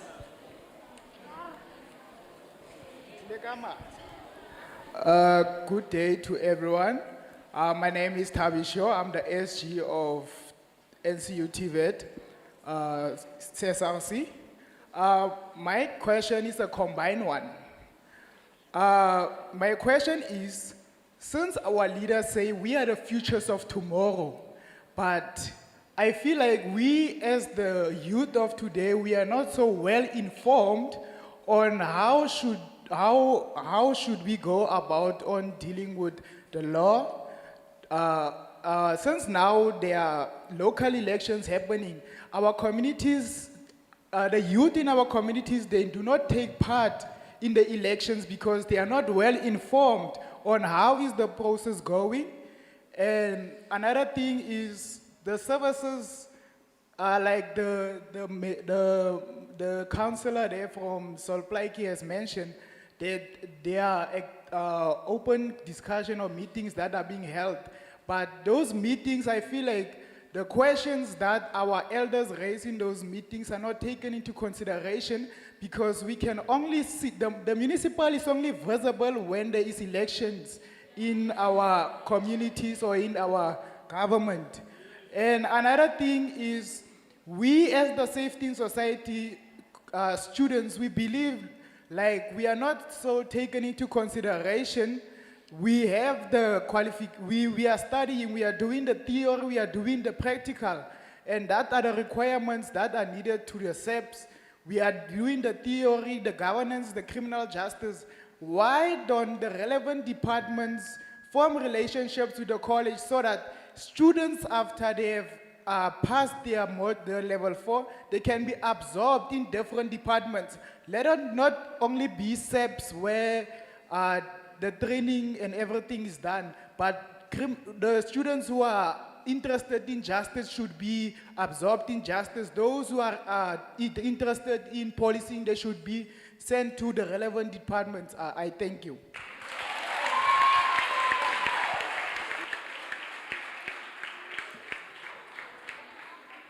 I'm not sure to whom you posed the question because there's a lot in there. The councillor. Is there a second question? Okay, we have a second question. Please, can we have... Afternoon, Program Director. My name is Pindile Jack. Program Director, I just also want to add on to what my SG has said with regards to the IEC. I've noticed that when we have our SRC elections, we do use ballot papers. Our students are not, like they don't have knowledge in how to actually use the ballot paper.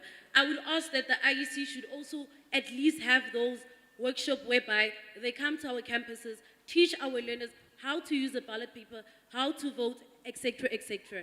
And then moving to your health sector, the higher health. We have higher health in our campuses, but it's not visible. We do not have counselors like your therapists, your psychologists, etc. We don't have a clinic that's there for students. For instance, when I'm in pain or need something, I can't go to a clinic where I'd be like, ma'am, I'm not feeling well, I need 1, 2, 3, 1, 2, 3. We need to first consult our peer educators who don't have knowledge or rather the qualifications for those type of things. So I would ask that the higher health people to at least check that thing of, we've got 3 campuses in NCU. You can't say that we have a therapist. Today the therapist is at Moremogolo. What if something happens at Patimang campus? That student has to now wait for the counselor to come to Patimang campus next week, which is not okay. At least allocate 3 psychologists or rather therapists in our campuses. The clinic should be open. We don't have a clinic at the moment. We need to wait for a mobile clinic, and that comes probably once in a blue moon, which is not fair. The only thing that you guys also provide is condoms. Yes, we understand that we need to stay safe, but then we do have students who can't afford your sanitary towels. You can't just be distributing condoms instead of other health and wellness things. So I'm asking that higher health should please be visible in our campuses. Don't be visible when it's such events where you guys then bring your mobile clinics for your HIV testing. We need more of the higher health. Thank you.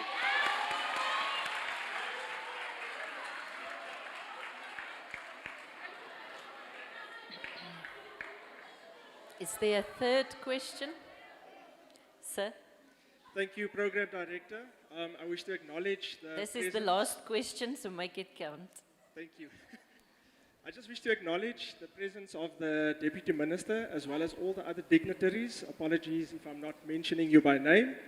As well as the Municipal Manager and our councillors in attendance.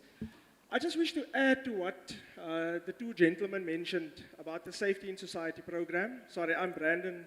I'm a lecturer here. Van Wyk, not Brandon. So, we had a memorandum of understanding with SAPS, where we agreed that our students, as our Deputy Principal mentioned, SAPS does have its own requirements. However, the curriculum that our students are following is, I don't want to say tailored for SAPS, but it's the same as what they do at the police academy. So as the Deputy Minister have seen our students drilling, they are quite well equipped to be absorbed in such a environment. So, you guys...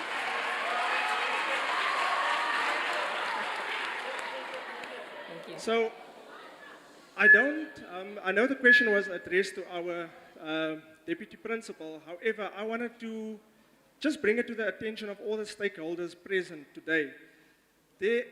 Even though there was a memorandum of understanding, very few of our students were actually absorbed in the police force. Okay. In other colleges, there were students that, from the Safety in Society program, that were actually taken to police academy. However, from our campus, the numbers are not that great, which is quite a concern.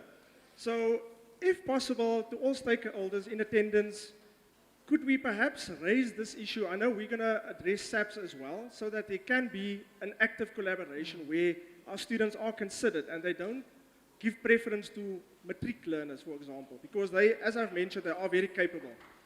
The other thing that I wanted to add was, from a local government perspective, I know that our municipalities across the country are facing issues of vandalism. And it's a problem because we can't deliver services if infrastructure are being vandalized. Now, an observation that I want to make is the fact that we don't have law enforcement at local government level in a lot of our municipalities. So I just wanted to bring it to the attention that our students are also capable, and we must never forget that there are people that can go for that training to become law enforcement officials. So I thank you.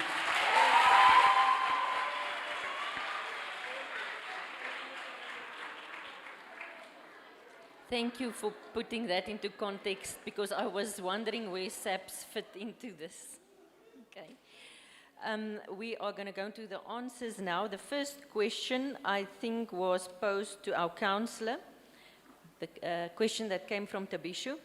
And then there was also overlapping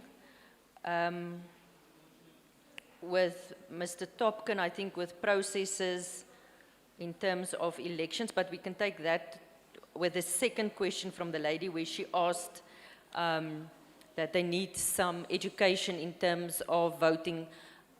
I do remember something like that, but Councillor, the podium is yours.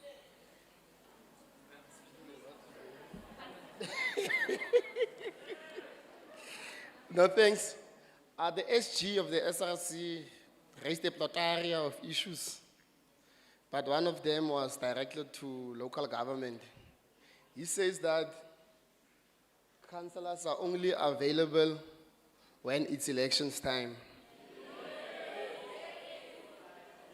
And he also says young people are not aware of what is happening within different municipalities. And he also says the information that we share in these meetings, we just take information and we don't come back with tangible answers. Now, SG contradicts himself in the very same aspects that he raised. He says, we don't share information. He says, we come to these meetings, but we don't provide tangible solutions. So actually, SG agrees that we share information. No, yes. Okay. How does he know that we do not respond to the issues that are raised within these meetings?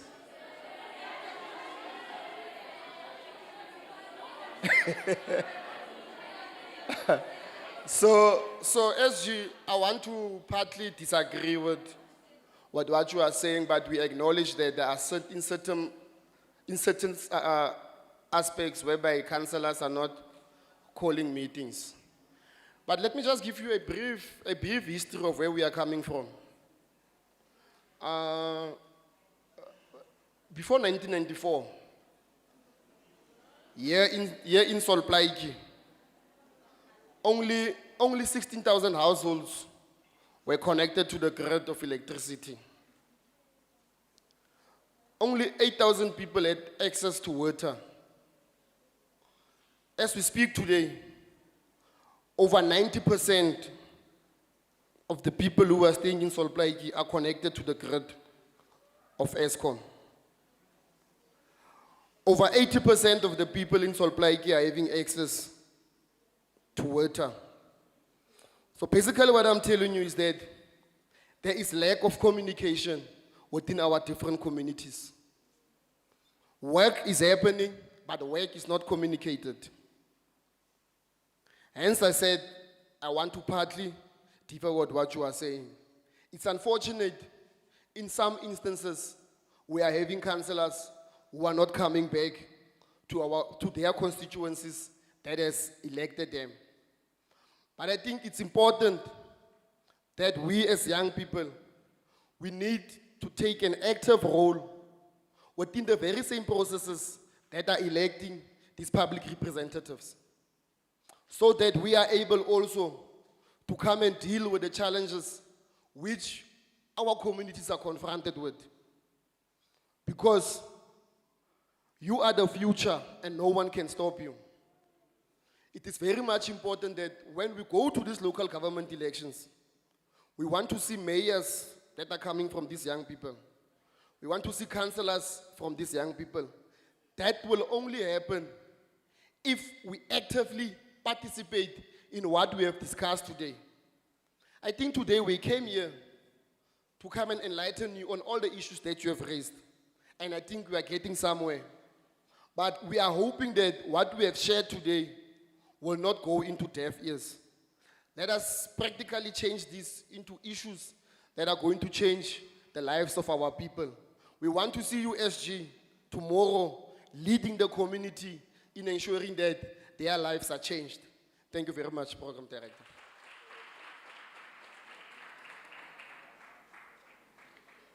The second question on IEC and voting, and then also therapists and clinics that's not available at the college. Mr. Topkin, and then I don't know, Ms. Madikizela, are you taking it or the deputy principal?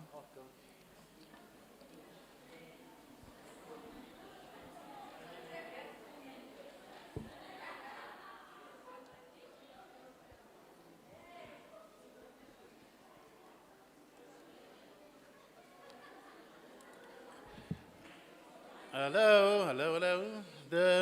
The Commission at this stage is not too concerned with the percentage of spoiled ballots, the average percentage of spoiled ballots that we experience in this country. It's not out of the norm.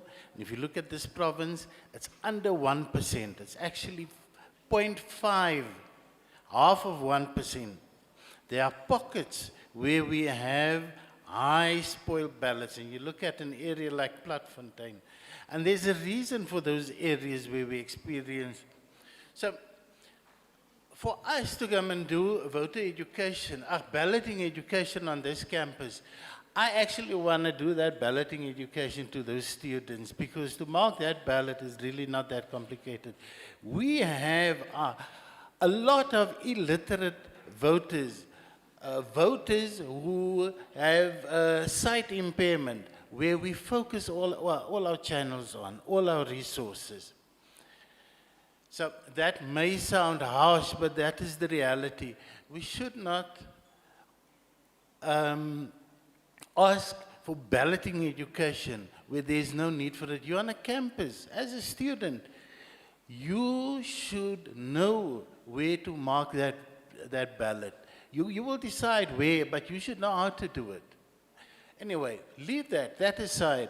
We have a continuous program with institutions of higher education. In April, we had presence, this month, last month. So we are continuously here doing civic and democracy education, not balloting education specifically. We also ran the rep elections now the other day. And I'm quite surprised to find out that there were spoiled ballots there. Also remember that spoiled ballots can be for a specific reason. It can be a disgruntled vote. But from what I hear, students, is that you want a bigger IEC presence on your campus. And that we will do. But remember, we're not going to post our staff members here for them to sit in the sun under that gazebo. You need to keep them busy. Come with your IDs. Come and register. If you want information, if you want pamphlets, if you want brochures, we will gladly dish that out. And if you want balloting education in terms of how to do that cross within that 4 blocks, 4 lines, then we will do that for you as well.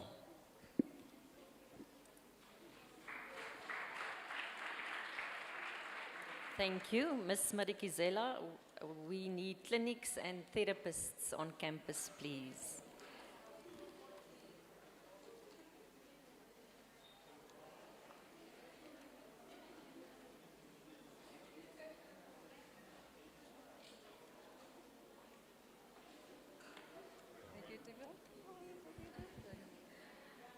Good afternoon, greetings, dear students.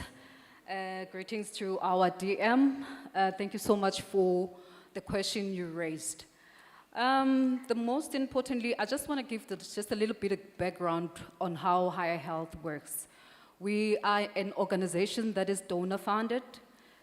We work accordingly to the employees that come within Higher Health and being employed in contracts. So what usually happens, because we had the very same complaints from other institutions and other colleges about not Higher Health being visible. So how does Higher Health have to be visible towards students? What we did with the agreement of the principals and the deputy principals to place in the social workers within the institutions.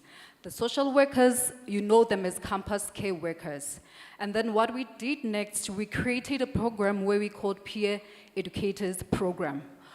Those programs are there for students to actually work with the student support office so that they are aware who works at Higher Health and what is it that they are responsible for. So Higher Health is responsible for your psychosocial support, and then we have a clinical team that's actually responsible for the condoms that you were complaining about. We do have other services where we have the GBV programs where we have to take care of the students in the psychosocial work that are coming across with gender-based violence situations. And then we also have the clinic that gives services, or the health services on the STI treatments. So we do not only come on the events, when the institution has the events. We come as we see the student approaching our offices. We have the office here at Patimang and here at Moremokhulu that we actually place the social workers within this institution. We used to have one social worker in the city campus, but now because of limited resources due to the donors, they come and go within the organization Higher Health.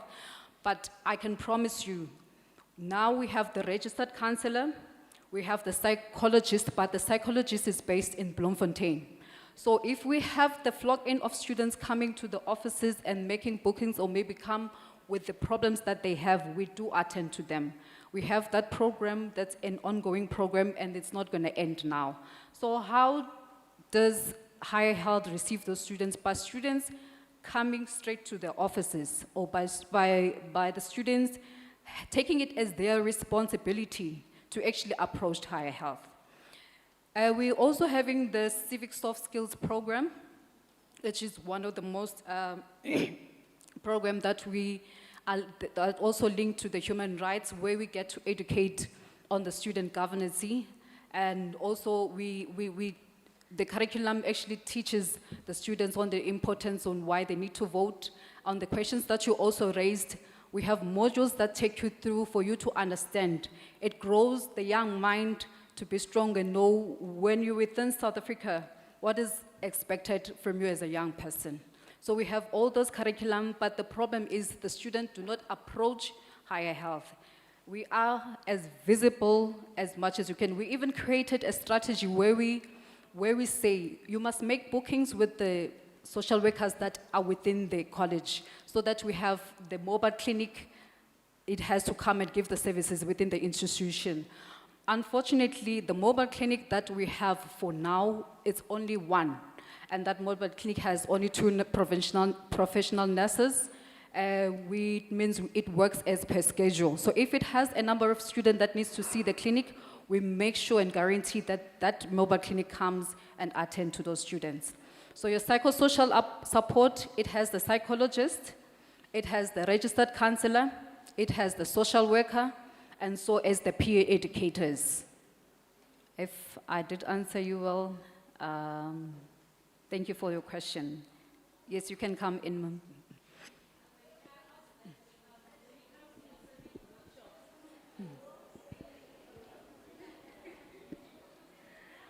Ma'am, I heard you. Ma'am, can I ask that since you're the provisional manager, right? Can you ask that your team, specifically the ones who are under the NCU TVET college, to please make themselves visible? You say you guys are visible, but we don't see the visibility. So I ask that you also introduce the counselor that you say is there. I know CDNEO, but I don't know if CDNEO is a counselor or helping the peer educators or what. And then when it comes to the civic workshop, the peer educators rather don't inform the students but their friends. So the students are not aware about the civic workshop that you're talking about. Rather, their friends are aware of it. So can that also change? Okay. Just a quick answer for you on that one. We had come across the challenges on the limited staffing. We had employees that resigned, 3 that were placed in the Northern Cape. So now we'll be having new campus care workers that will be placed here in Moremogolo and 1 in City Campus. So you won't have the struggles that you just mentioned right now. And then we will still have Dineo. Dineo is the professional social worker. She has to serve and give the counseling to students. She knows her mandate. And then we also have the registered counselor. I'm with the registered counselor today. She's she's in the gazebo right now. So the registered counselor come as per bookings for the students that are showing that they need counseling in particular problems that they're actually coming across.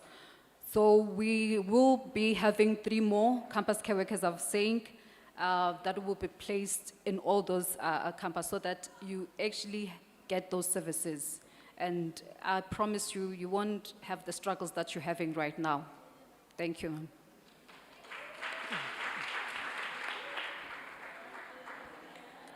And then the last question on why the campus don't have an MOU with other departments. Will you take that, Ms. Musi?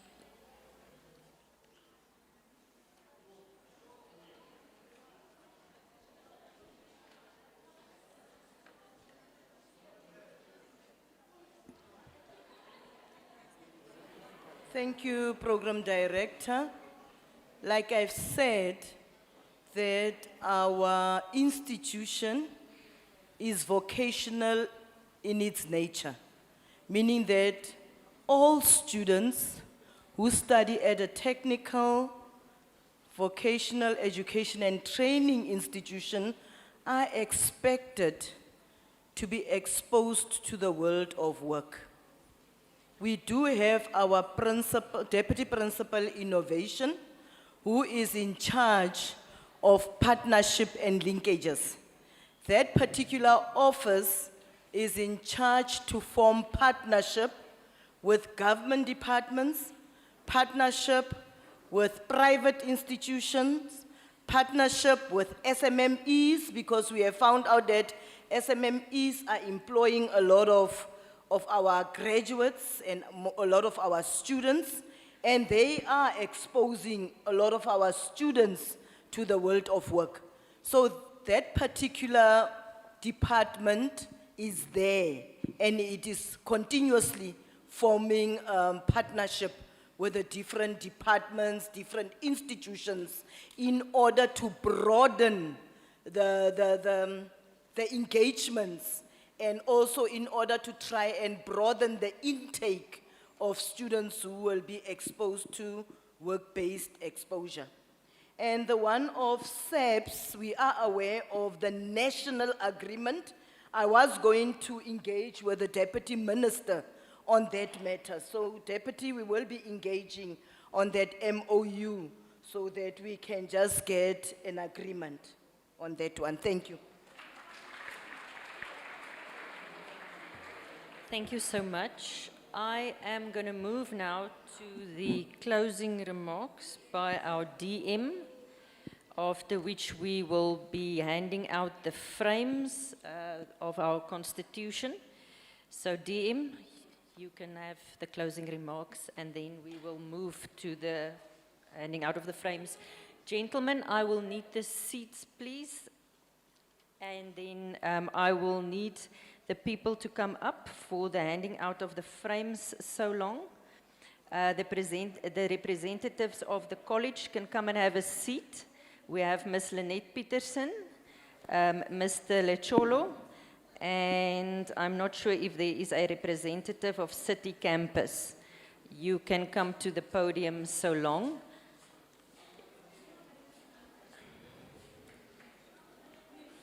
Anybody?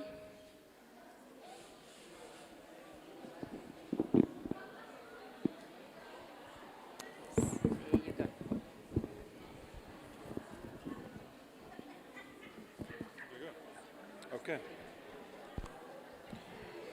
Okay, thank you very much, Program Director. I am meant to do closing remarks, which will be very brief, because if you look at your constitutions on page 11, section 27, it says healthcare, food, water and social security. Everyone has the right to have access to B, sufficient food and water. So I'm not going to violate section 27 of the Constitution from standing between you and food, except to say that I really want to thank again the Northern Cape TVET College for hosting us, and I would like to thank the Solplaatje municipality for also being our host municipality today. I'd like to thank the Department of Justice, the NPA, the SIU, Higher Health, the IEC, for being part and giving really, really important and informative inputs.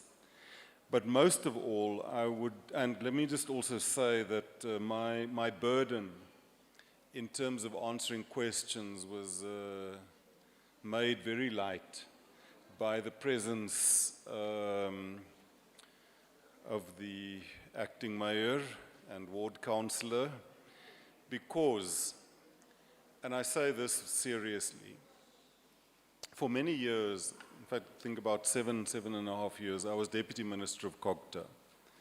So I did a lot of work around municipalities, integrated urban development framework, and so on. The one thing that experience taught me, and I've always repeated it,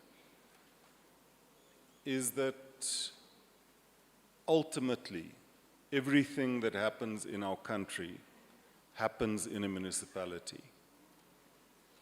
Whether it is a military base, or a nuclear power station, or a mine, or a factory, or relevant to justice, a court, it is located in a municipality. All of those impact on the municipality, but also the municipality impacts on those institutions. If the municipality is not functioning well, if the court is not functioning well, and criminals aren't tried and convicted, that makes life worse for those who live in the municipality. On the other hand, if the municipality can't provide water and electricity to the court, for the court to function, justice suffers. And therefore, I just want to support what the IEC have said here today. The importance of you exercising your democratic rights in terms of the Constitution. Your vote does make a difference. Please use it. Lastly, please an appeal, I think we've heard you loud and clear on a closer working relationship between the TVET College and the department. We've already said that they need to provide information. I'll discuss with the deputy head the issues of memoranda of understanding. But an appeal to yourselves, please take your generational mission seriously. You are the beneficiaries of a long struggle. It's created possibilities and conditions for you that didn't exist for millions of others in the past. But those opportunities also impose on you responsibilities. And one of them is to make sure that you know our Constitution and that you do everything in your power to communicate that knowledge to everyone. So, one Constitution, one nation, reflect, renew, recommit. Thank you.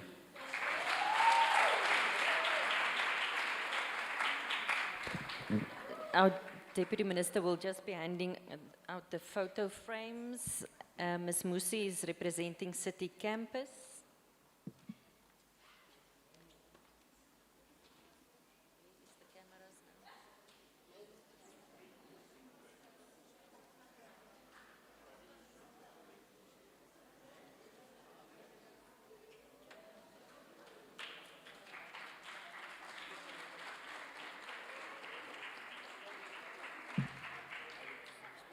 And the next lady,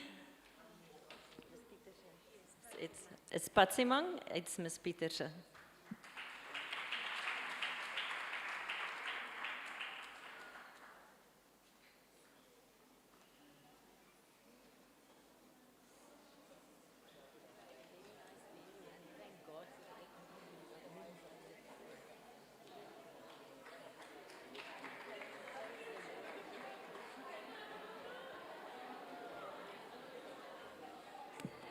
And then the custodian of this nice venue, and I just complimented him on the air conditioning, Mr. Lecholo, More Mogolo.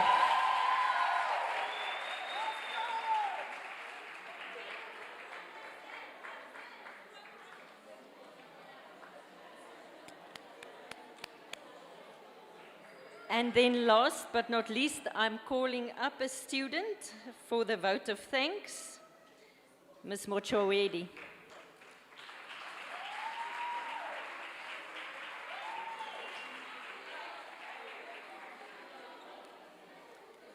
Thank you.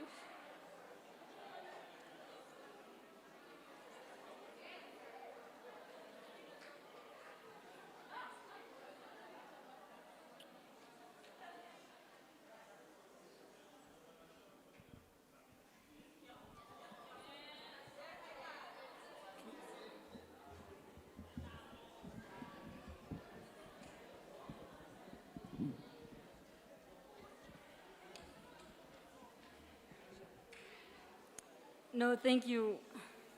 Before I begin, I must say, it's not every day one gets to speak in a room filled with so much experience, wisdom, and very busy calendars.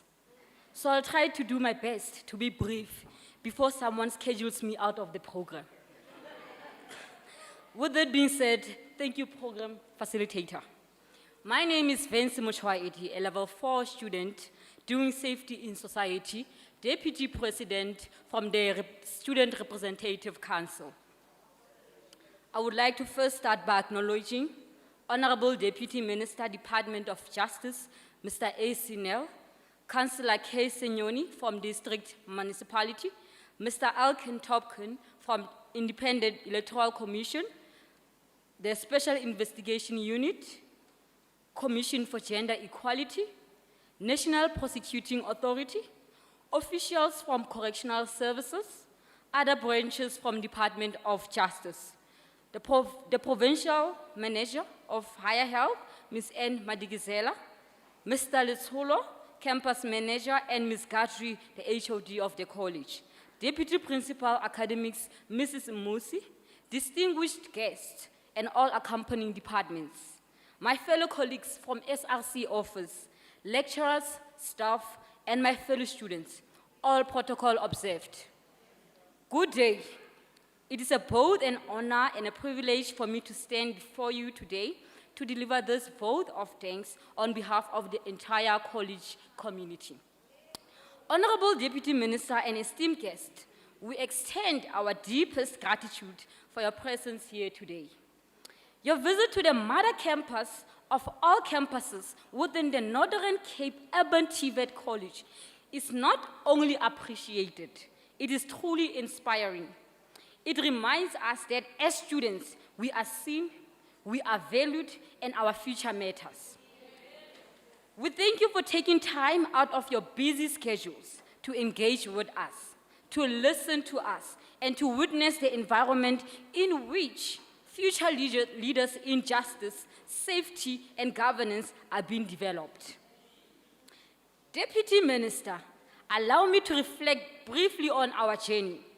In the previous academic year, we had 83 students in level 4, and 53 of them successfully passed.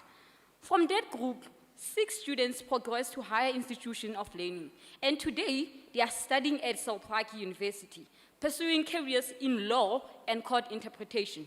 Their success continues to motivate and inspire us. This year, we have 70 students currently in level 4, and we are determined to improve, to grow, and to excel.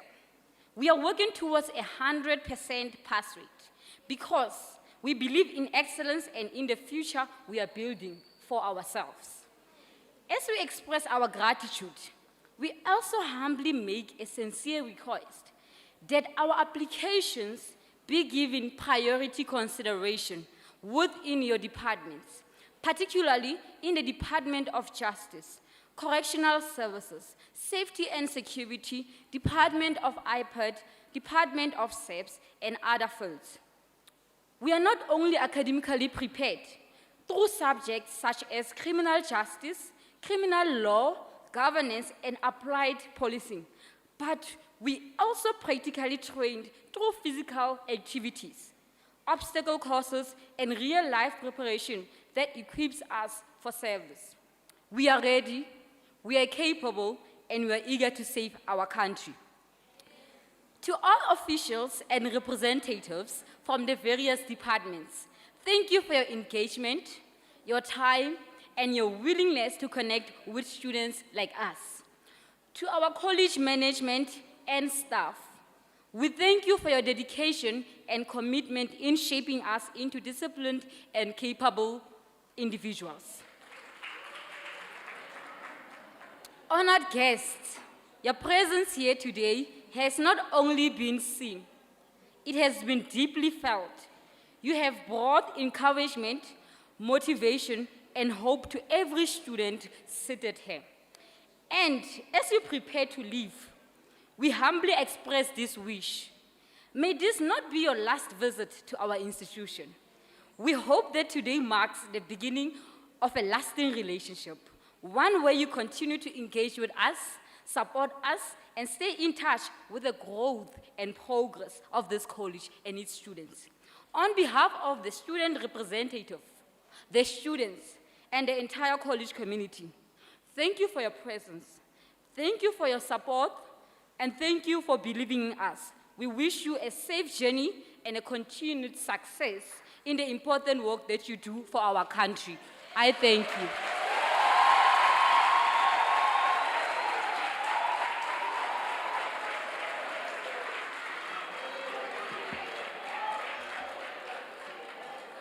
Very well spoken, thank you.